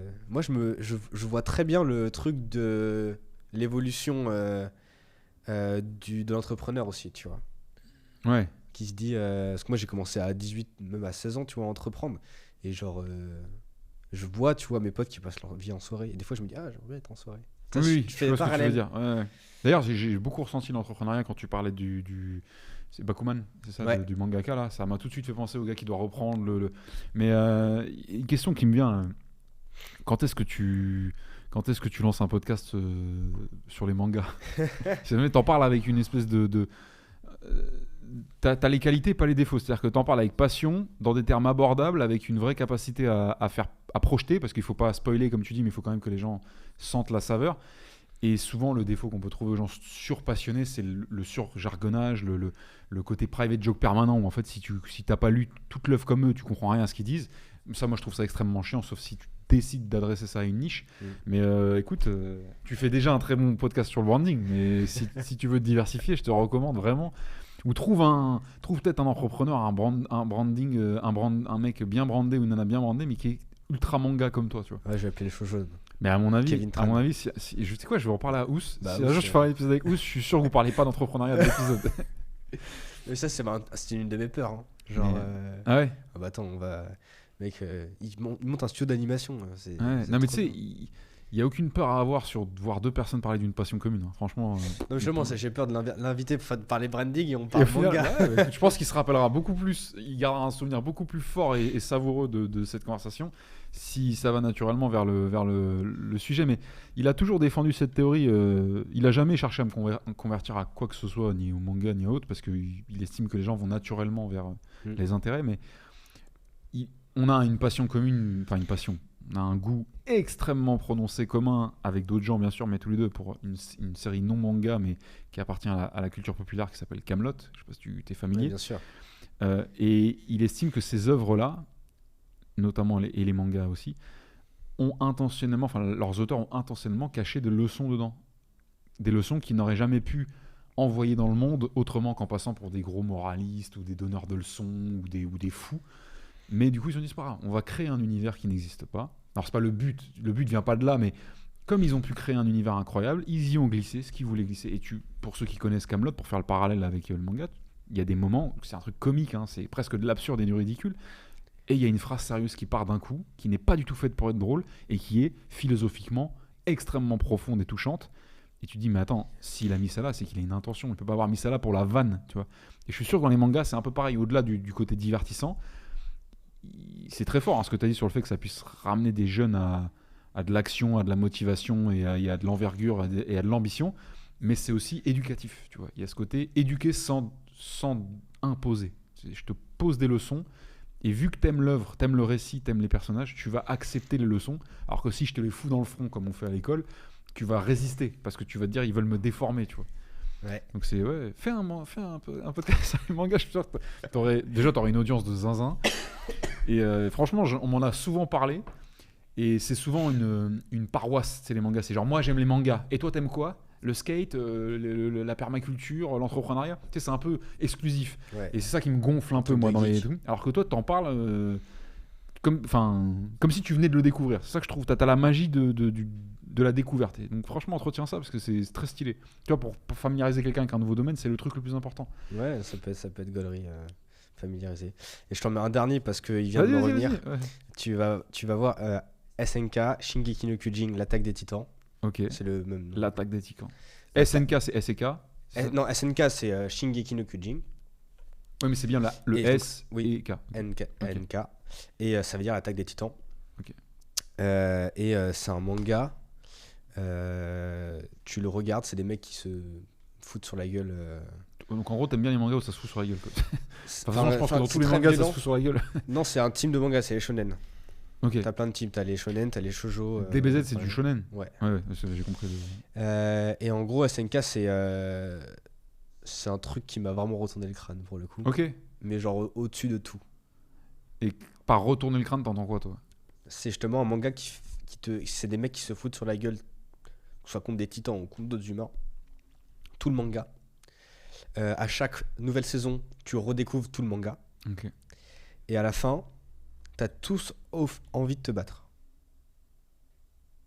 Très intéressant. Okay. T'es pas là en train de te dire, vas-y, je vais prendre.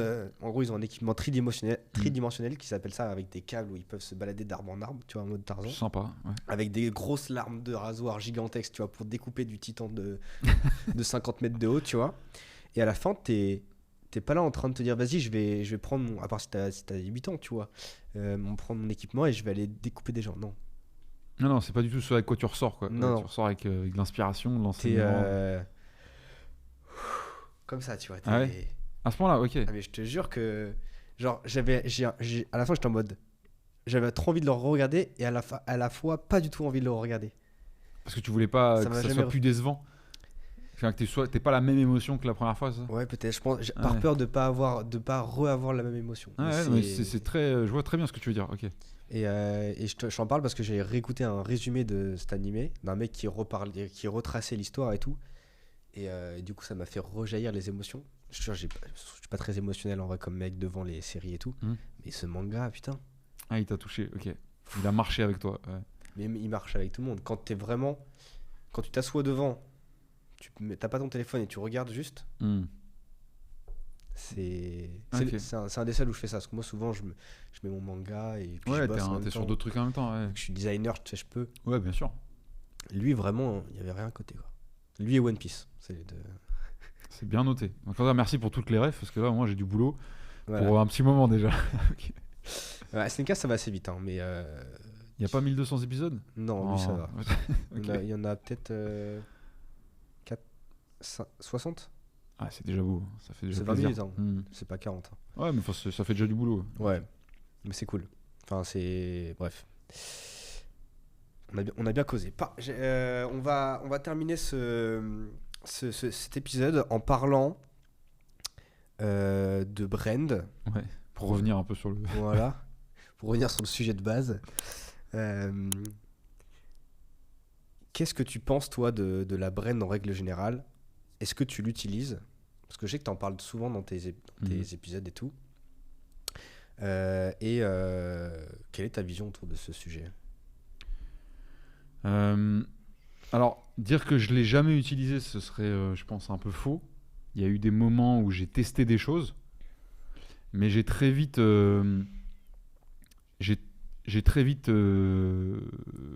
comment dire, trouvé désagréable de mettre une intention particulière à déformer ou à bouger la brand. Alors après, j'ai peut-être pas fait de la bonne manière ou quoi, mais j'ai choisi de laisser ma brand être la plus naturelle par rapport à moi, mais d'être obvious. C'est-à-dire, j'aime bien qu'on ne me piège pas, donc j'aime bien ne pas piéger les gens. C'est-à-dire, il n'y a pas de surprise avec ma brand, entre guillemets. Tu sais comment je parle, tu sais comment je suis. Théoriquement, si tu me suis un petit peu, tu connais mes avis sur les trucs les plus importants, et donc s'ils sont tranchés d'un côté ou de l'autre, tu n'auras pas une surprise, tu es censé le savoir en amont. Et quelque part, plutôt que de le faire pour de l'acquisition, comme évidemment il y a des vertus à la brand, et particulièrement business, etc. Moi, c'est plus une protection. C'est-à-dire que ma brand, elle me sert autant à les conquérir qu'à me protéger du reste. C'est-à-dire qu'il y a des gens qui m'adresseront jamais la parole, qui changeront de pièce si j'y suis. Et je te le dis, je suis même presque fier de te le dire. J'ai cette année vécu à plusieurs reprises le cas de figure où des gens refusent de faire du business avec moi, pour te dire la puissance d'une brand et d'une actualité, pas qu'à cause de ma brand, mais à cause de mon amitié avec Oussama, de mon lien, parce que ils sont rien à foutre que je sois ami, pas ami, de mon lien avec Oussama. Et ça, pour moi, c'est important, parce que plutôt que de regretter, oh là là, ça m'a fait rater une occasion, ça m'a fait rater une aubaine, c'est plutôt, oh là là, j'ai failli bosser avec des mecs qui sont suffisamment cons pour détourner leur itinéraire business parce que tu connais un tel ou une telle. Après, si tu es le meilleur pote de Fourniret, c'est autre chose.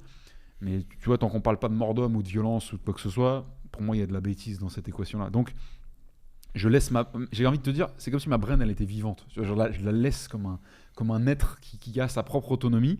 Je fais quand même un peu gaffe, tu vois. Mais je suis très inconfortable quand j'essaye de l'adapter, de lui mettre des limites ou de lui pousser une trop grande direction, parce que très vite ça devient non naturel pour moi et je suis pas bon à ça. Je dis pas que c'est pas bien de le faire, hein. Il y a des gens qui ont une brain intentionnelle, et le mec le plus impressionnant que je connais à ça, je sais pas d'ailleurs si tu l'as déjà eu, mais si tu pouvais l'avoir, je pense que il est sous-coté à ce niveau branding, alors qu'il a une intention et une capacité à déformer la réalité qui lui est vraiment propre. C'est Alec Henry, je sais pas si tu vois que c'est. Alec, il a bâti son branding, mais pas pour faire le beau, c'est pour s'en sortir. Et il s'est sorti de là où il en était. Aujourd'hui, c'est un mec brillant, établi, et à qui je souhaite la plus longue vie possible. Mais il s'en est sorti parce qu'il a dessiné un plan, tu vois. Et il a respecté et il a fait pousser sa brand dans ce plan-là. Moi, j'ai beaucoup de respect pour ça.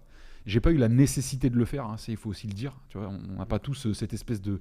Il y en a qui s'inventent ce passé idéal de petit malmené qui doit prendre sa revanche sur la vie parce que sinon c'est pas juste ou quoi.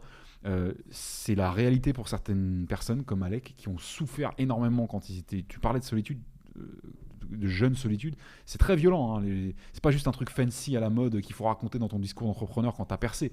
Ça a fait partie de la vraie vie de gens qui ont souffert à cause de ça. Moi, ça n'a pas été mon cas. J'ai pas subi cette solitude là et ces problèmes là. J'ai eu d'autres problèmes, mais n'ont pas nécessairement besoin d'être étalés. Mais donc, j'ai pas eu à bâtir une brand pour m'en sortir, tu vois. J'ai plutôt bâti une brand quand j'ai pris conscience déjà de son importance, parce qu'avant, je peux te dire que ma brand, j'en avais rien à foutre, mais plus pour me protéger. Et c'est un peu aussi mon garde-fou, ma brand. C'est-à-dire que parfois, je la regarde pour me rappeler où j'en suis et qui je suis, tu vois. Entre guillemets. Tu vois ce que je veux dire, elle me rappelle, ah oui, qu'en fait, moi, mon truc, c'est pas d'aller tergiverser sur tel sujet secondaire. C'est très rudimentaire, très rustique. Et ce que j'aime dans la brand, pour conclure, c'est le terrain qu'elle offre à la créativité. Mais en fait, c'est un mariage, pour moi, la brand, c'est un mariage entre l'intelligence, dans le sens que tu as dans la caboche, et la créativité, de la manière, c'est-à-dire à quel point tu es capable d'être talentueux, brillant et original dans la manière de montrer ce que tu as dans la caboche et ce que tu veux devenir. Et c'est un peu une boussole aussi, ta brand. Plutôt que d'être un état, une conséquence, si tu la conscientises complètement, ça demande du travail, hein, elle peut te guider, en fait. Mais il faut que tu en aies vraiment pleinement conscience. C'est pour ça que c'est important que les gens prennent de plus en plus conscience de l'importance de leur propre marque, qui sont de toute façon, ils ont une brand qui décide ou pas. Même le gars qui parle jamais, il a cette brand de gars qui parle jamais, tu vois.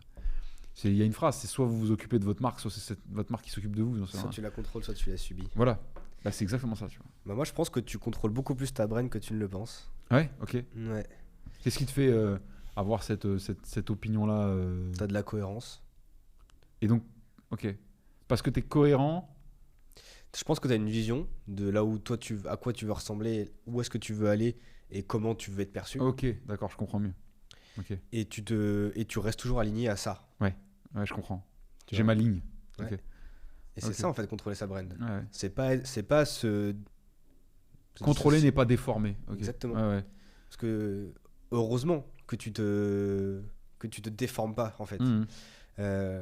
Et là où, tu vois, Alec Henry ne fait pas d'erreur non plus, c'est qu'il s'est donné un objectif. Même si naturellement ça ne l'est pas, en fait, il s'est dit, mon objectif, c'est ça. Pour avoir ça, il faut que j'ai tel brand. Mhm. C'est ce qu'on fait en branding, de toute façon, avec les clients. Quoi ton objectif? Ok, pour avoir cet objectif-là, quel brand va faire que tu vas atteindre ton objectif? Parce que c'est pas en faisant du branding que tu vas atteindre un objectif. Ton objectif, c'est la conséquence de ta brand. Ok. En tout cas, ta brand va aider à atteindre cet objectif. Ouais, je comprends. Et toi, ton objectif, en soi, il n'est pas économique. Et donc, tu te dis, bah moi, je veux rester aligné parce que je veux que les gens pensent ça de moi. Parce qu'en fait, si les gens pensent ça de moi, et ben, je vais attirer les gens Ouais. qui ont cette vision que je partage. Je vais du coup côtoyer ces gens-là. Et moi, ce que je veux, c'est côtoyer ces gens-là, en fait. Mhm. Tu vois, et Ok. du coup, évoluer, grandir dans ce milieu-là. Ok, je comprends très bien. Ok. Ouais, bah du coup, je te rejoins. Ouais. Je contrôle et pas je déforme ou on va dire, j'aliène pas ma brand, mais je la contrôle forcément à partir du moment où j'ai conscience qu'elle est là. Ok. C'est ça. La subir, je dirais, c'est plutôt partir un peu dans tous les sens quand tu es face à des éléments inattendus. Ok. Tu vois, on voit par exemple, il y a beaucoup de politiques qui subissent leur brand quand en fait ils changent de bord tous les 5 matins Mhm. parce qu'en fait ils se disent ah ben en fait non, c'est mieux d'avoir ce positionnement là. Allez, dans 3 mois, en fait non, c'est mieux d'avoir ce positionnement là. Et du coup bah tu viens subir ta brand parce que tu changes de positionnement, du coup tu perds en crédibilité et du coup on ne sait plus ce que tu fais. Ouais, bien sûr, tu deviens illisible et on a un peu l'impression que tu es une girouette plutôt qu'un. C'est ça, et c'est ça le pire en fait dans le branding, c'est soit de pas être perçu, soit d'être très mal perçu. Ouais. Tu vois. Donc c'est mieux d'être perçu comme tel quel. Tu vois, par exemple, tu parles d'Oussama, la plupart des gens vont te dire la même chose. Tu vois, en fonction du cadre dans lequel tu demandes, tu vois, les gens vont te dire la même chose. C'est comme une brand qui est cohérente. Ok, je comprends ce que tu veux dire. Ok. Tu vois, et lui, il l'a bien alimenté par le storytelling, on le voit. Tu vois, que c'est quand tu prends un peu de recul, tu vois que c'est un mec qui maîtrise vraiment tout. Donc, Ouais, je comprends. Ouais, tu trouves ton équilibre et tu trouves t'es assis dedans, confortable, donc elle est forte. Et c'est un peu comme les avis décentralisés te concernant, les opinions décentralisées. C'est-à-dire que sans que les différents éléments puissent se concerter avant de répondre, si c'est homogène dans les réponses te concernant, c'est que tu as une brand en tout cas, qui est forte. Aller dire qu'elle marche, ça veut dire qu'il faudrait que tu en aies l'intention. C'est pas forcément le cas. alors, Mais, forte, En tout cas, elle fonctionne de la même manière sur tout le monde, quoi. Tout le monde perçoit la même chose. c'est ça, tu as une différence entre force et cohérence. Oui, elle est cohérente, pardon. Oui, c'est vrai que le mot était très bien. Ouais. Tu peux avoir une brand forte qui Et pas cohérente. Ouais. qui du coup qui va cliver, tu vois. Je pourrais prendre des politiciens par exemple comme Zemmour ou Le Pen par exemple qui ont des brands fortes, Ouais. qui sont cohérentes hein, et fortes. Et souvent, quand tu es fort, tu viens cliver. C'est parce que ça aide en fait à te mettre dans une catégorie. Et parce qu'en gros, qui dit en gros fort impact de passage à l'action sur un public, tu Mhm. vois, ou fort impact sur quelque chose ou quelqu'un. C'est ça une Ok, brain forte. je comprends. Et c'est là si tu le prends à des corporates, par exemple, j'ai fait une étude de cas sur LinkedIn super intéressante sur Dyson, qui eux ont une brand de malade. Ouais. Est-ce que tu connais, c'est quoi pour toi les meilleurs aspirateurs? Bah, Dyson, Mhm. voilà, tu vois. C'est le haut de gamme, c'est les iPhones, tu vois, des aspirateurs. Et il n'y a personne qui Mhm. vont les concurrencer, tu vois, Ah sur non, ça. là, je pense qu'ils ont éteint tout le monde. Si je te demande un produit pour faire la cuisine tout en un. C'est quoi? C'est Thermomix, Moulinex? Thermomix, c'est ça? Thermomix, Je ouais. suis pas très cultivé sur le sujet, mais tu vois, Ouais. j'ai quand même popé. Ouais. Voilà, Moulinex, c'est le concurrent qui commence à prendre de la place aussi. Mais tu vois, tu l'as dit quand même en premier. Donc, Non, mais j'avais un doute sur est-ce que Thermomix, c'est pas un objet de Moulinex, tu vois? Je suis en train de mélanger les marques. Non, non, mais t'as raison, ouais, bien sûr. donc, tu vois, bah, c'est ça, du coup, les brands fortes et cohérentes. Ouais. La cohérente, c'est la base pour une bonne brand, j'ai envie de te dire. C'est mieux. Et la brand forte, c'est est-ce que tu vas avoir un impact? Parce que c'est bien d'avoir une brand cohérente où tout le monde dit la même chose sur toi, mais bon, si tout le monde a dit sur toi, bah oui, bon, bah, il est sympa, quoi. Je comprends ce que tu veux dire. Qu'est-ce que tu dirais à quelqu'un qui vient, en nous écoutant, en écoutant un épisode précédent, qui vient de prendre conscience déjà qu'il a une brand qu'il subit plus qu'autre chose, qu'il contrôle absolument pas, et qui comprend, de par tout ce que tu as dit, que bah, c'est quand même important de s'y mettre. Tu conseillerais quoi comme première step à quelqu'un qui veut se pencher sur le sujet, qui est pas, on va dire, c'est pas un entrepreneur blindé, c'est quelqu'un qui est un peu à l'origine de ses projets, donc qui a le luxe de choisir, mais qui est pas encore dans un momentum financier incroyable. C'est quoi la première step que tu lui conseillerais? C'est un entrepreneur. Ouais, quelqu'un plutôt voilà, Ok. avec tendance entrepreneuriale, ouais. Bah, c'est quoi son objectif déjà? Ok. Tu vois, où est-ce qu'il veut aller? Factuellement. Maintenant, on prend un peu de recul et on fait comme Alec Henry a fait. C'est quoi la meilleure brand pour atteindre cet objectif le plus vite possible? Ok. Par exemple. Donc la tu brand, vois. c'est presque un véhicule en fait. C'est Alors, un vecteur. le branding, c'est le vecteur. Ouais. Et la brand, c'est la C'est conséquence la conséquence de de ça. la Ouais, brand. ok, je comprends. Et donc, ça va être plus, au lieu d'être un outil, ça va être plutôt un- la brand, c'est pas un outil, on va dire, c'est vraiment un objet, un avantage, tu vois. Un avantage concurrentiel. Ouais, je Parce qu'il y en a qui comprends. n'ont pas de brand Ouais. et qui vendent, tu vois. Donc, parce qu'ils sont seuls sur le marché, admettons. Mais donc déjà, où est-ce que tu veux aller, tu vois? Et quelle est la brand la plus pertinente que tu dois avoir pour atteindre cet objectif? Et puis après, tu te dis, ok, jusqu'à où tu es prêt à aller pour atteindre cette brand, tu vois? Et donc, Ok. comment la rendre cohérente avec toi, tu vois? Soit tu fais comme Alec Henry, du coup, tu te transformes, on va dire un peu, voire beaucoup, pour arriver à cet objectif-là. Soit tu es plus comme toi et tu dis, bah, je me fais confiance pleinement et je vais 100% comme je suis, avec mes faiblesses et tout ce que a fait Enzo Colucci. Je vais faire un super post dessus dimanche, d'ailleurs. C'est vrai. Nice. Ça sortira, mais en gros, bah, je peux le spoiler, on s'en fout, de toute façon, ça sortira dans longtemps. Ça sera déjà sorti. Tu as deux façons de te positionner par rapport à un marché quand tu crées une brand, quand tu fais un branding ou un rebranding. Soit tu viens te positionner vraiment en front contre le marché, à contre-pied, Ok.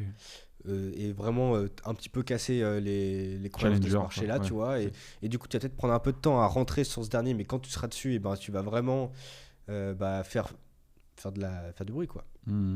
Ou alors tu viens reprendre tous les codes de ce marché et les faire bien. Et tu cherches la tête, tu vas être devant, quoi. Oui et non, tu peux être Ou juste l'intégrer. genre- Ouais. un exemple très intéressant de la deuxième option.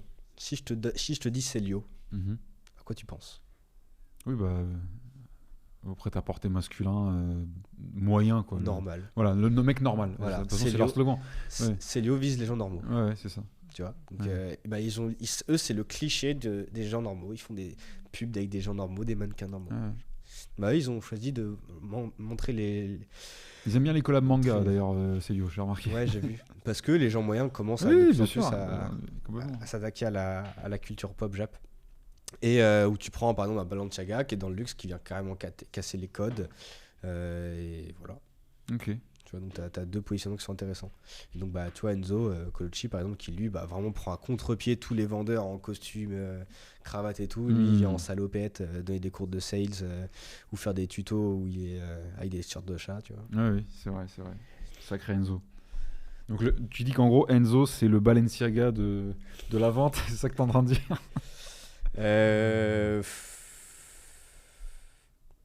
Je pense qu'on pourrait trouver un meilleur exemple, mais un peu, ouais.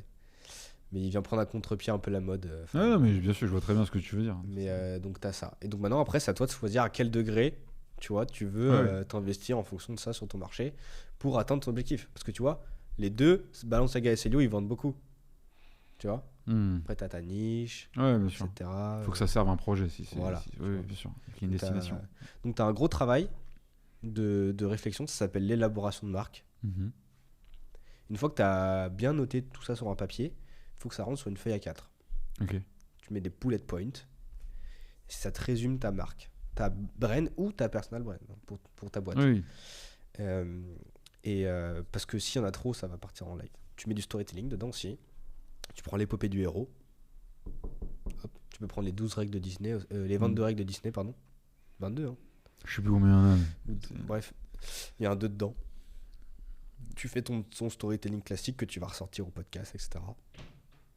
Et tu as une feuille A4 de ta brand, de ton personal brand. Et voilà. Et après, tu peux exploiter cette marque, du coup, l'exploitation de marque, où tu vas faire des publicités, des communications, des ads, etc., qui vont refléter cette élaboration de marque. Ok. Vulgairement, l'élaboration de marque, c'est si un mec veut être bleu, l'exploitation de marque, c'est coucou, je suis bleu. Ouais, Il va te le dire à la télé, en story, machin, etc. Et puis à la fin, il n'y a besoin de le dire parce que les gens, quand ils vont le croiser dans la rue, ils vont dire putain, il est bleu. Ok. Donc t'envoies la réalité que tu veux voir arriver, tu l'envoies toi, en tout cas t'en envoies des signaux, C'est ça. et elle finit par se concrétiser petit à petit. Ouais. C'est ça. La brand est la recette du branding. Ok. Ouais, en fait le branding c'est l'exécution de la brand un peu. Je sais pas, j'arrive pas à trouver le terme, mais c'est ça, ouais, tu la mets en pratique pour qu'elle devienne réelle en fait. C'est ça. Pour que l'objectif devienne réel, pour C'est ça. qu'il arrive. Ok. Le branding, en fait, ça sert à devenir dans l'esprit de tes consommateurs Ouais, la solution au problème que tu règles, enfin, quand ils rencontrent ce problème. ouais, bien sûr. Ok. Très clair. Très clair. Je pense qu'il y en a un paquet qui devrait se rendre curieux sur le sujet et au moins oser commencer. Ouais. Et puis là, tu vois, je t'ai pas donné de framework. Non, Je bien t'ai sûr. pas Ouais. donné de trucs qui sont chiants, tu vas Mm. retenir. Non, on va aux fondamentaux. Pourquoi? Ouais. Toi, cet exercice-là, tu l'as fait pour toi-même, j'imagine. Mm. Tu l'as fait quand? Je Il y a le fais longtemps. tout le temps. Tu le refresh? Tout le temps. Une brand, ça évolue. Tout le Ouais. temps. Donc je le refais et je dis, ok, c'est quoi mes objectifs, pourquoi, machin. C'est hyper important parce que je pense qu'il y en a un paquet qui comprennent pas l'importance de changer. Pas oh là là, ça me saoule. Bon, ça peut être une raison, mais du coup, des gens prennent une décision d'origine et pensent que s'y tenir, c'est ça la cohérence. Alors que ça doit être remis au goût du jour, entre guillemets. Et puis je rappelle juste que je pense que la seule personne qui a réussi à donner une définition de l'intelligence, c'est Einstein qui a dit l'intelligence, c'est la capacité, la mesure de l'intelligence, c'est la capacité à changer. Tu vois. Donc tous les gens qui s'accrochent à quelque chose parce qu'ils l'ont conçu, parce qu'ils auraient mis beaucoup d'efforts à faire les exercices dont tu viens de parler, tu vois, d'élaboration et ensuite d'exploitation, ça, faut comprendre qu'il faut être capable d'y renoncer ou d'en changer des pans et des éléments, et que non seulement c'est ok, mais c'est même vital, j'ai envie de te dire, c'est que si tu changes pas ta brand à un moment donné, pas dans le sens du tout au tout, mais si tu la fais pas évoluer, tu te pénalises quelque part. Ça doit évoluer avec toi, avec ta vie, avec tes opportunités, avec peut-être tes nouveaux objectifs aussi. Bah, tout de fou. Il y a un très bon use case, c'est Uber. Ouais, c'est Uber. Tu sais, avant c'était des pirates Uber, tu vois, parce qu'ils se sont battus contre Paris et tout, machin. Et puis ils ont gagné leur combat. Ils ont pris du gras. Voilà. Ils ont pris avant de prendre du gras, Dans tu le vois, sens. ils ont gagné la guerre. Tu vois, c'était des vrais guerriers pour le coup. Voilà. Ouais. Ils ont gagné la guerre et après avoir gagné la guerre, ils s'installent, machin, tranquille. Mais ils continuent à faire des blagues sur Twitter, à faire les pirates en fait. Sauf que le problème, c'est que les gars, vous êtes plus des pirates maintenant. Ouais. Vous êtes une marque installée. Je comprends. Et en fait, ils ont continué à développer la brand des pirates qu'il fallait pas. Parce qu'en fait, on les prenait pas au sérieux. Tu vois, une marque installée, Ouais. il faut qu'on les prenne au sérieux. Parce que c'est une grosse boîte maintenant. Du coup, ils se sont tranquillement, après, redirigés vers du corporate plus classique. Mais ils ont failli faire le coup qui a failli les couler. Hein, Ouais. en fait, on va donner raison au taxi parce que vous êtes pas sérieux, les gars. tu vois. Hmm. C'est comme Apple qui étaient les pirates avant. Ah oui. Il y a beaucoup de boîtes qui aujourd'hui sont des énormes mastodontes corpo, lisses et politiquement corrects sur tous les bords, parce qu'ils n'ont pas le choix que pour survivre et pour continuer à croître, mais qui au départ sont des embarcations bancales de vrais corsaires. Non, c'est hyper intéressant. Après, eux, ils ont vraiment. C'est un bon use case dans la brain parce qu'ils ont failli faire l'erreur qui a failli les tuer, de continuer à faire les guignols et à faire la brain d'une startup. C'est pas une startup, Uber. Ouais. Enfin, c'est plus la brain d'une startup. Oui, ça a Ils ont changé complètement. Ils ont eu du mal à l'abandonner, cette image-là. C'est quoi ça m'intéresse plus côté, même si je sens que tu as une petite traction, une petite passion quand même sur la brand de boîte, mais sur, si possible, un individu, un personal branding, t'as une personal brand que tu surkiffes par-dessus tout, ou que t'admires, ou qui te fait vibrer plus que d'autres, tu vois, un peu ta rêve perso à toi. C'est pas forcément quelqu'un de connu, hein, mais toi qui es plus un expert que les autres sur ce point-là, t'as forcément des goûts plus sharp que nous, tu vois. Ouais, un personnel. Parce que du coup, ça pourrait, si tu donnes un exemple, ça peut aider les gens qui sont pas encore cultivés sur ce sujet à aller voir et essayer de comprendre pourquoi la brand de celui ou celle que tu as cité est forte, tu vois. Enfin, et te plaît, quoi, tu vois. C'est un peu une reverse découverte. Ouais, tu prends une référence, tu essaies de comprendre pourquoi elle est puissante. Mais là, j'en ai pas. Sur quelqu'un où tu te dis, si j'avais pu, j'aurais eu sa brand. Tu vois, genre, enfin, je sais pas si tu vois ce que je veux dire, en mode, t'es envieux de sa brand tellement elle est brillante. Ou stylée, ou t'y trouves le... Bah, moi, je kiffe bien Steve Jobs, ça fait ultra cliché, tu vois, mais. Et en fait, plus j'apprends à le connaître, plus j'ai plus envie d'avoir sa brand, tu vois. J'aime bien la brand de Steve Jobs, la brand populaire, Ok. tu vois, de visionnaire. Mais quand tu vas voir un peu plus loin, tu vois que ça a été un hippie qui s'est rasé le crâne pour partir en Chine avant de monter Apple, tu vois. Donc c'est pas quelque chose qui m'attire plus que ça dans le sens. Sinon, une brand, j'aime bien Idriss Aberkan. Ok. Tu vois qui c'est? Oui, très bien. J'aime bien sa brand quand il est en conférence seulement. Ok. Parce que je trouve qu'il part un peu en freestyle quand il parle de géopolitique. Un peu trop de théorie. Il sort de sa brand peut-être un peu du coup. Ouais. Mais j'adore sa brand sur scène. Ok, je comprends. Et ce qui est très drôle, c'est que quand tu regardes ses conférences il y a longtemps, et tu regardes ses conférences maintenant, j'ai eu la chance d'aller à une de ses conférences. Ok. Et avant, il faisait des blagues d'autistes, tu vois, genre des blagues qui sont drôles. Oui, et mais tu sens que 2% de la population comprend. Non, elles sont vraiment drôles, mais tu vois que c'est un mec qui a calculé sa blague. Ah ok, d'accord. Tu vois, je vois ce que tu veux dire. Ouais. il se dit, ah tiens, je vais mettre une blague là parce que ça va détendre l'attention, mais pas ça, tu vois. Ouais. Et maintenant, ses conférences, tu vois qu'il s'est plus humanisé, le gars. Ok, il est plus spontané. Ouais, mais par contre, il a une brand, c'est un mec, moi, ses conférences, je les bois, tu vois. Je les bois et je trouve ça, moi qui veux me mettre à faire des conférences Ok. sur la brand, je vais faire comme lui, tu vois, je vais faire le rond là, tu vois, et puis je vais découper mes conférences comme ça. Je trouve ça vraiment passionnant. Et en fait, il arrive à prendre un sujet, à t'éduquer dessus, à te transmettre, à te transférer dedans, à te faire tourner, mec, sur l'histoire de la monnaie, quoi. Non mais j'ai eu deux trois pièces entre guillemets de lui et je vois très bien ce que tu veux dire. Et puis il y a une grosse part de storytelling aussi et brillamment manié. Et ouais, ok, Idriss Aberkan. Ok. Et donc t'as ça, et puis sinon un YouTuber. Ouais. Il y a Ego. Ego, ça me dit rien. EGO. Je vais t'envoyer la chaîne. Si tu regardes une vidéo, tu vas toutes les regarder après. Ok, ça marche. C'est grosso modo, c'est quel genre? C'est un mec, tu vois pas sa tête. Ouais. Il te parle d'un sujet. Il a beaucoup parlé de jeux vidéo. D'accord. Mais c'est un mec qui te parle d'un sujet. Il a un storytelling qui est très bon. Il a aussi une façon de poser sa voix sur la vidéo et il y a un montage tellement clean que tu te fais aspirer. Il y a plein de gens qui n'ont jamais touché à un jeu vidéo. Ils parlent de jeux vidéo, genre un truc ultra niche, soit du e-sport ou du, je sais plus, comme du speed. J'ai oublié le nom. Bref, où tu dois terminer le jeu le plus vite possible.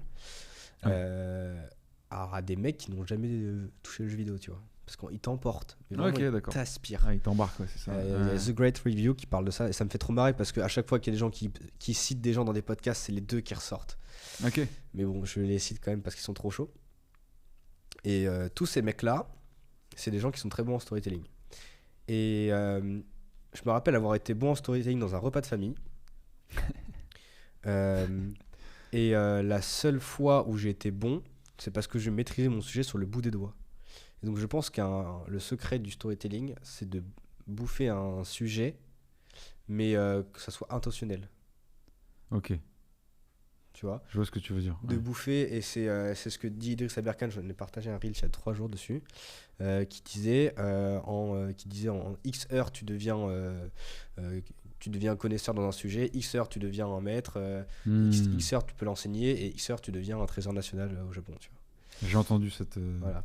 Peut-être parce que tu l'as relis ou je sais pas. Ouais. Mais en gros, ça veut dire tu étudies un sujet à attention maximale. Ouais, d'accord. Et je pense que moi demain, bah regarde les mangas, tu vois, je peux te faire une conférence sur les mangas Mhm. parce que j'ai étudié les sujets à attention maximale un paquet de temps. Effectivement. Du coup, j'aimerais bien, vu que je pense qu'on va atteindre la limite, j'aimerais bien te faire un cadeau avant de partir et t'offrir l'opportunité de poser un commitment, un petit piège, Ok. et de me dire quelle sera la date approximative de ta conférence sur les mangas. Parce que c'est sûr que tu vas le faire. Ta conférence qui fait brillamment le parallèle entre le manga, l'ambition et l'entrepreneuriat et le branding. Je trouve ça fait cliché. Ouais, alors tu ferais sur quoi? Si demain tu avais vraiment le choix du sujet, tu prioriserais quoi? Qu'est-ce que tu aurais envie Sur une d'amener comme conférence. première conférence? Ouais. Bah, en vrai, ça pourrait être marrant de parler de manga, effectivement, mais non, si je devais parler de branding, je parlerais de branding sans terme marketing, Oui, vraiment la discipline elle-même. comme je le vois. Ok. Tu vois, moi, je veux vraiment aller aux sources et pas te faire chier avec des frameworks à la con et tout. Hmm. Qu'est-ce que tu penses? Mais par contre, faire une conférence sur les mangas, ça pourrait être intéressant. Le problème, c'est que je trouve que ça fait super cliché et ça, j'aime pas. Ça me gêne de dire, ouais, tu regardes un manga et le bilan, c'est il faut se dépasser. Ça, c'est parce que c'est le piège dans lequel on peut vite tomber, d'être dans du béabatique, du trop simple, et quoique parfois dans le trop simple, il y a la verve de la sagesse.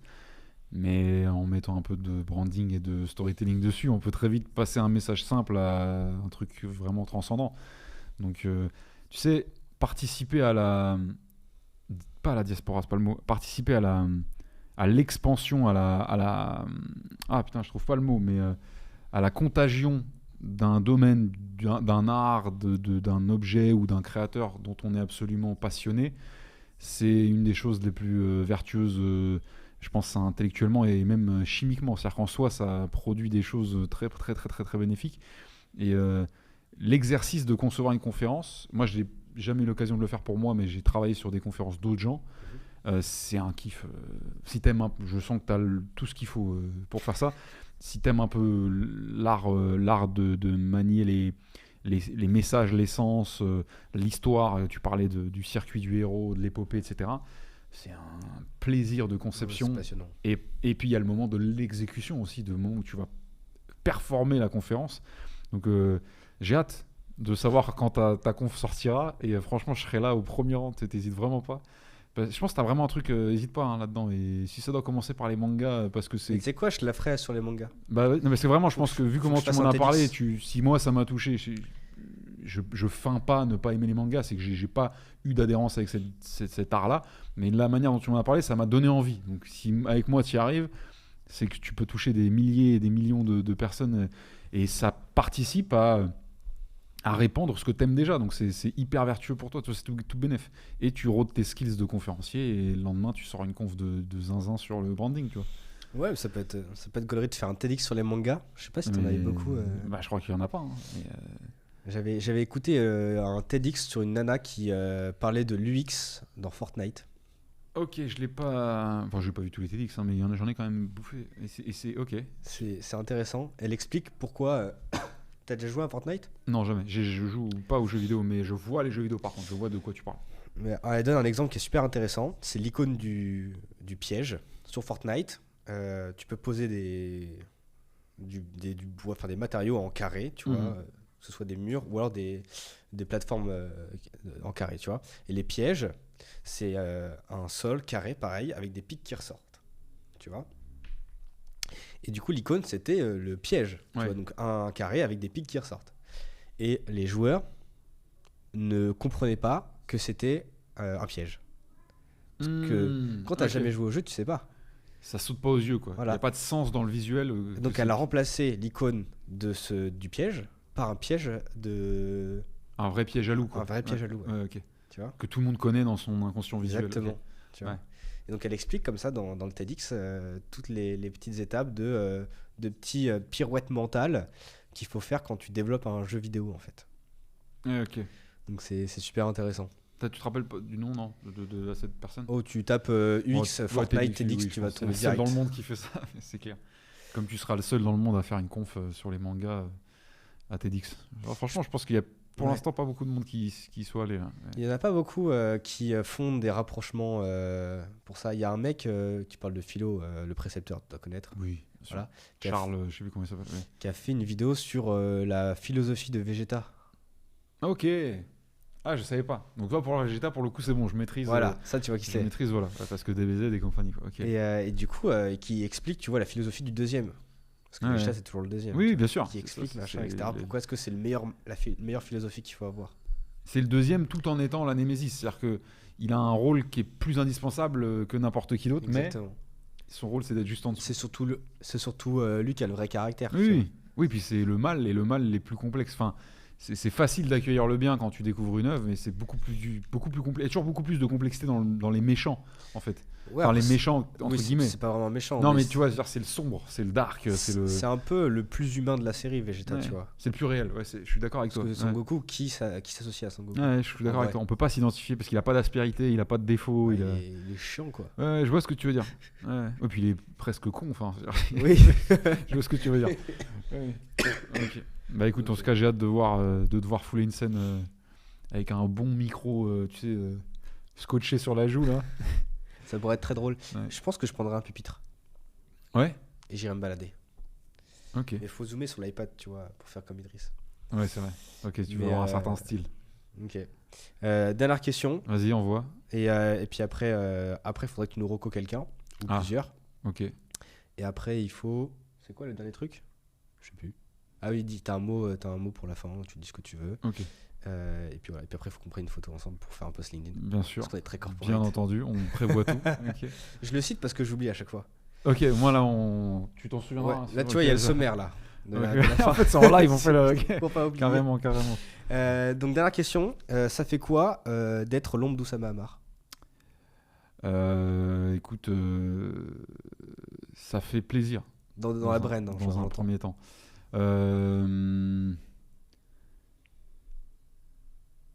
C'est un privilège. Il faut pas s'en l'oublier.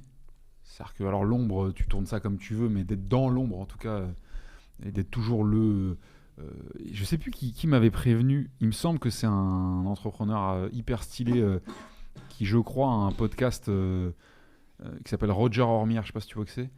Qui a un podcast qui s'appelle High Value Entrepreneurs, français, hein, mais il a un titre Ok. qui est Ça un me dit coach quelque chose, pour ok. entrepreneurs de très haut niveau, Ok. qui, je crois, est basé à Dubaï, mais j'ai un doute.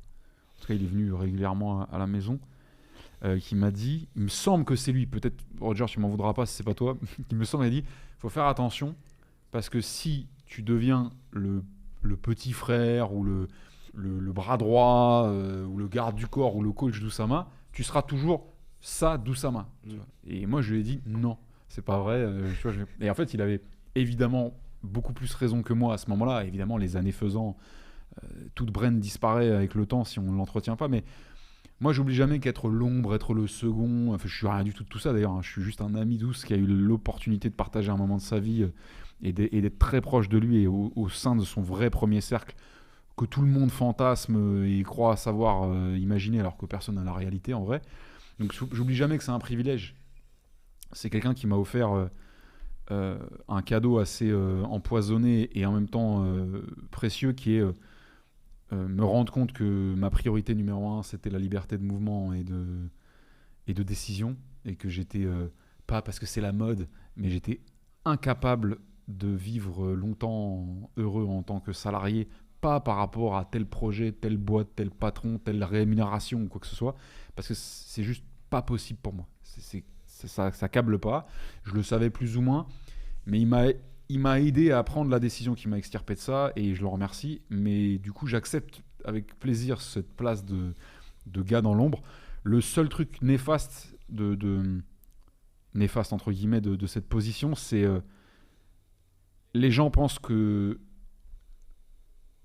un ami, c'est quelqu'un dont on cautionne 100% de l'être, 100% des propos, 100% des œuvres et des comportements. Alors, histoire de spoiler tout le monde, il y a très peu de choses chez Oussama que je ne cautionne pas. Mais vraiment, très très peu de choses. Et d'ailleurs, ces choses-là sont des choses totalement anecdotiques et dont personne serait capable de deviner.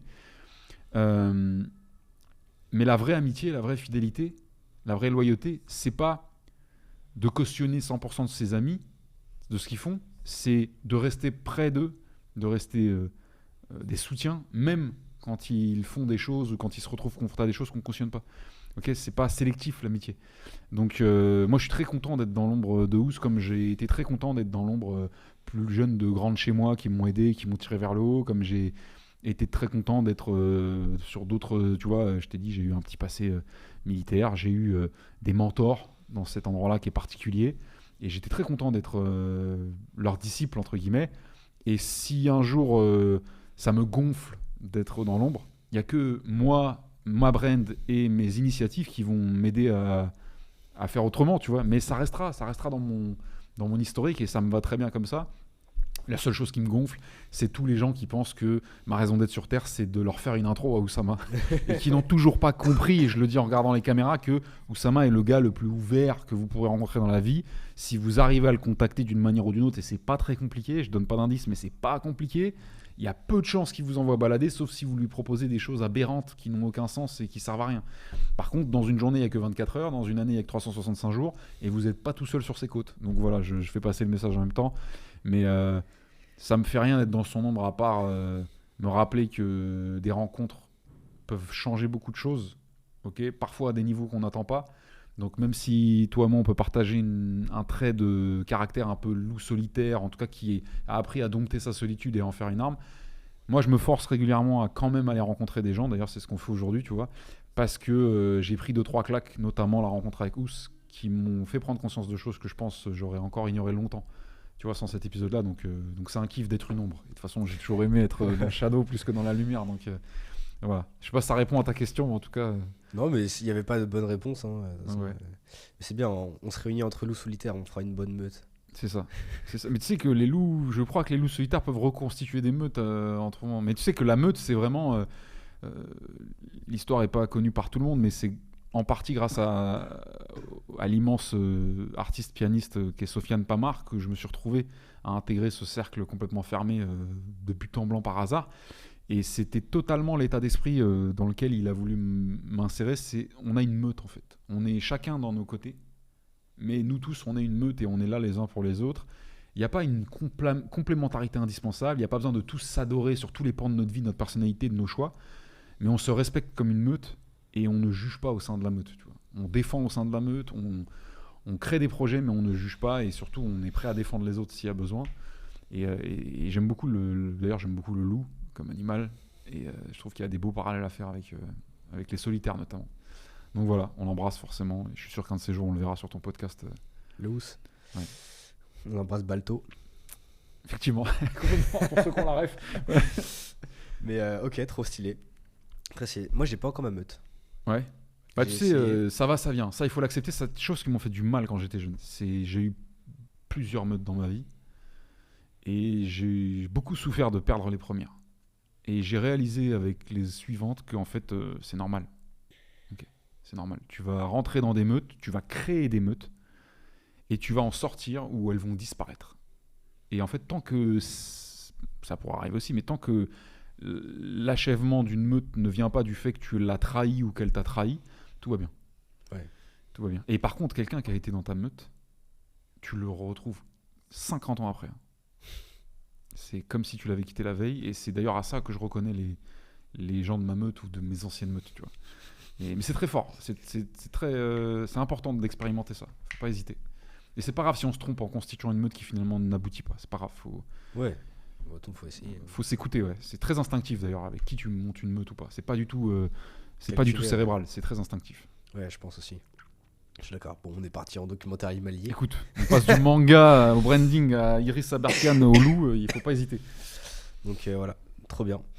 Écoute, c'est le moment de la fin où tu as carte blanche. Ok. Tu dis ce que tu veux. À la caméra que tu veux. Ok. Ah oui, d'accord, je pensais qu'il fallait... Ok. Tu me laisses juste 5 secondes. D'ailleurs, bon, maintenant que je vais le dire, tout le monde va utiliser ce hack pour paraître, mais j'ai tendance à considérer comme une marque d'intelligence les gens qui prennent un temps avant de répondre, même dans les podcasts. Alors parfois, sachez que c'est coupé au montage. Donc, vous êtes privé de constater que... Il y a un mec qui fait ça beaucoup, je sais pas si tu connais Victor Ferry. De nom. Bah, si tu connais le précepteur, Ouais. tu pourras tomber sur Victor Ferry qui a fait pas mal de featuring. Donc c'est l'expert, le docteur, parce qu'il est littéralement docteur dans cette discipline en rhétorique. Ok. Je sais pas si tu connais. Hein. Il a écrit Oui, plusieurs bien bouquins sûr, très stylés. j'ai vu plein de vidéos. Parle. Exactement. Il est très stylé. Et lui, tu le verras dans plein de podcasts où il apparaît. Il prend un temps à chaque fois qu'on lui pose une question un peu profonde comme celle-là, tu vois.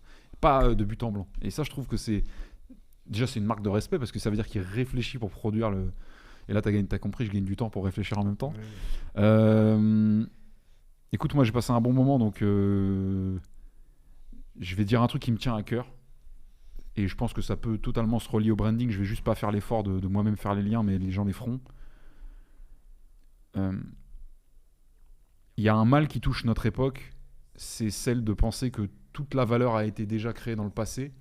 C'est l'illusion et la croyance que les esprits les plus faibles véhiculent, que tout a déjà été fait et tout n'est qu'une nouvelle version de quelque chose qui existe déjà. Croire ça, c'est la première étape avant le suicide de l'intelligence. C'est-à-dire que c'est complètement faux. Et à l'époque d'Aristote, rien n'avait été fait. Le lendemain de l'époque d'Aristote, rien n'avait encore été fait. Et à notre époque, tout est encore à faire. Et croire que tout a été fait et qu'on est juste des remixes perpétuels, c'est insulter l'intelligence de l'humain, insulter la capacité à évoluer de l'intelligence humaine. Et on voit bien à notre époque qu'on est loin d'avoir atteint le bout de la piste. Et ce que je veux dire par là, c'est que il faut vous mettre sur les épaules des géants, ça veut dire il faut lire les grands, il faut comprendre les grands, pas pour les citer en dîner, pas pour mourir tranquille en vous disant « Ah, j'avais quand même une culture », même si c'est déjà brillant pour comprendre le monde actuel. Il faut vous mettre sur les épaules des géants pour vous-même produire la suite. Et c'est un devoir civilisationnel qu'on a tous. Toutes les époques, toutes les sociétés ont un devoir de produire quelque chose. Et on jugera notre époque à ce qu'elle a produit. Pas que en IA, pas que en Dyson, pas que en entrepreneur, pas que en séries connues, même si ça restera des vestiges parfois qualitatifs de notre époque. On nous jugera à ce qu'on aura dit, à ce qu'on aura fait. Et ça serait quand même vachement dommage que dans 500 ans, personne soit en mesure de citer quelqu'un de notre époque, pas parce qu'ils sont cons et qu'ils n'ont pas de mémoire, mais parce que personne de notre époque n'aura dit des choses intéressantes et sages. Si on est fort pour citer des mecs d'il y a 2000 ans, c'est parce qu'ils ont pris la peine de dire, tu vois ce que je veux dire ou pas? Et j'ai l'impression que dans notre époque, on nous a fait croire que nous, nous, on est tous des cons de base, donc ne prenons surtout pas la peine de parler. Tu rigoles ou quoi? Il n'y a jamais eu autant d'intelligence sur la Terre. Il y a aussi beaucoup de cons, certainement, et j'en fais peut-être une partie moi-même sans m'en rendre compte, mais il n'y a jamais eu autant d'intelligence au mètre carré sur la Terre, et cette intelligence, pour l'instant, ne laisse pas assez de traces à mon sens, et donc, ça peut être une sorte de brand, mais moi, et ma femme le sait, hein, je me cite moi-même. Et je me force. Et à une époque, je te le dis droit dans les yeux, j'ai menti en me citant moi-même et en disant que c'était quelqu'un d'autre. Et les gens disaient « Ah ouais, elle est bien cette citation ». Et je mentais en disant « Ouais, je crois que c'est Balzac ou Hugo ou je sais pas quoi ». Et parce que tu le décors d'un auteur qui est cautionné, ça passe. Si tu avais dit « C'est moi-même », personne ne prend au sérieux ton propos parce qu'on est dans une époque qui n'assume pas sa capacité à être sage et à produire de la sagesse. Et la sagesse, on n'en est jamais responsable. Quand on dit quelque chose, quand on a la chance d'être à l'origine d'un aphorisme qui va percuter des gens, on ne l'a jamais voulu. On a juste la chance d'être l'esprit dans lequel est tombée cette idée, et c'est notre devoir de la sortir. Donc voilà le message que je voulais faire passer. Soyez créatifs, pas que dans les dessins que vous faites pour votre mamie, pas que dans les brandings de votre start-up, soyez créatifs dans tout ce que vous faites, parce que c'est ce qui va rester. Rien d'autre. C'est bon? Voilà.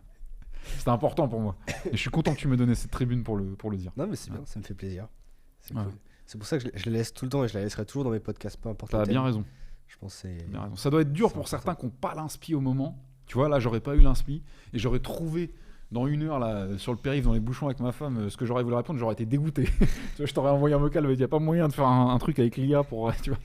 Mais ouais, là, j'ai eu la chance, tu m'as inspiré donc j'ai pu déblatérer. Trop cool. C'est le moment où les gens qui sont restés jusque-là, s'il y en a encore, Oui. il faut mettre les étoiles et les pouces bleus et les commentaires. Exactement. Toi, on te retrouve où? Moi, je suis exclusivement sur LinkedIn. Enfin, c'est pas vrai. Mais si vous voulez communiquer avec moi et me suivre, c'est 100% LinkedIn.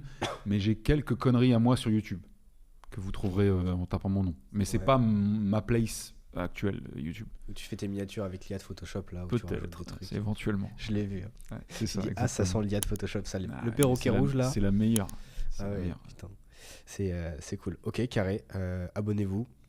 carrément. C'était Basile et Arthur pour un épisode de Just Brand. Travaillez bien. On prend un petit café avant de commencer. C'est la fin de cette première saison de Just Brand. Alors merci pour les personnes qui sont restées déjà à la fin de cet épisode. Puis merci pour les gens qui ont suivi cette première saison de podcast.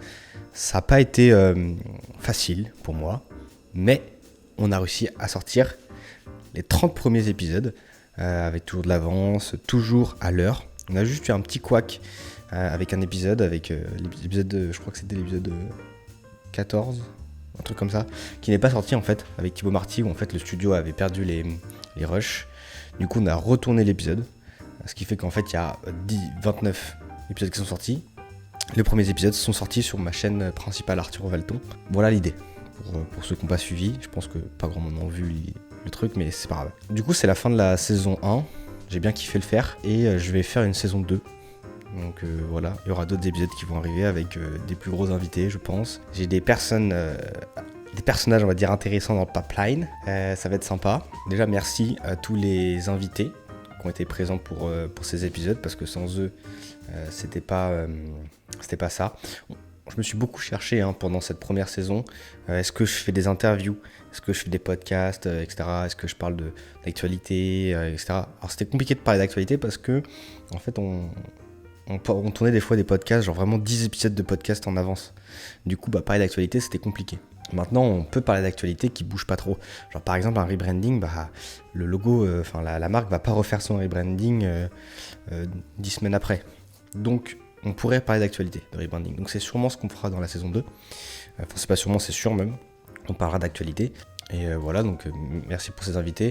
Ce sera pas des invités maintenant, enfin, dans le sens où l'idée c'est de faire plutôt comme un plateau télé, où tu as des invités, mais t'es pas là pour les présenter, tu es plutôt là pour qu'ils réagissent. Ils sont plutôt présents pour les voir réagir à une actualité, à un sujet, etc. Et puis nous parlerons de leur expertise aussi pour ça. Donc ce sera plutôt sous cette forme-là, les prochains épisodes sur la saison 2. Et puis voilà.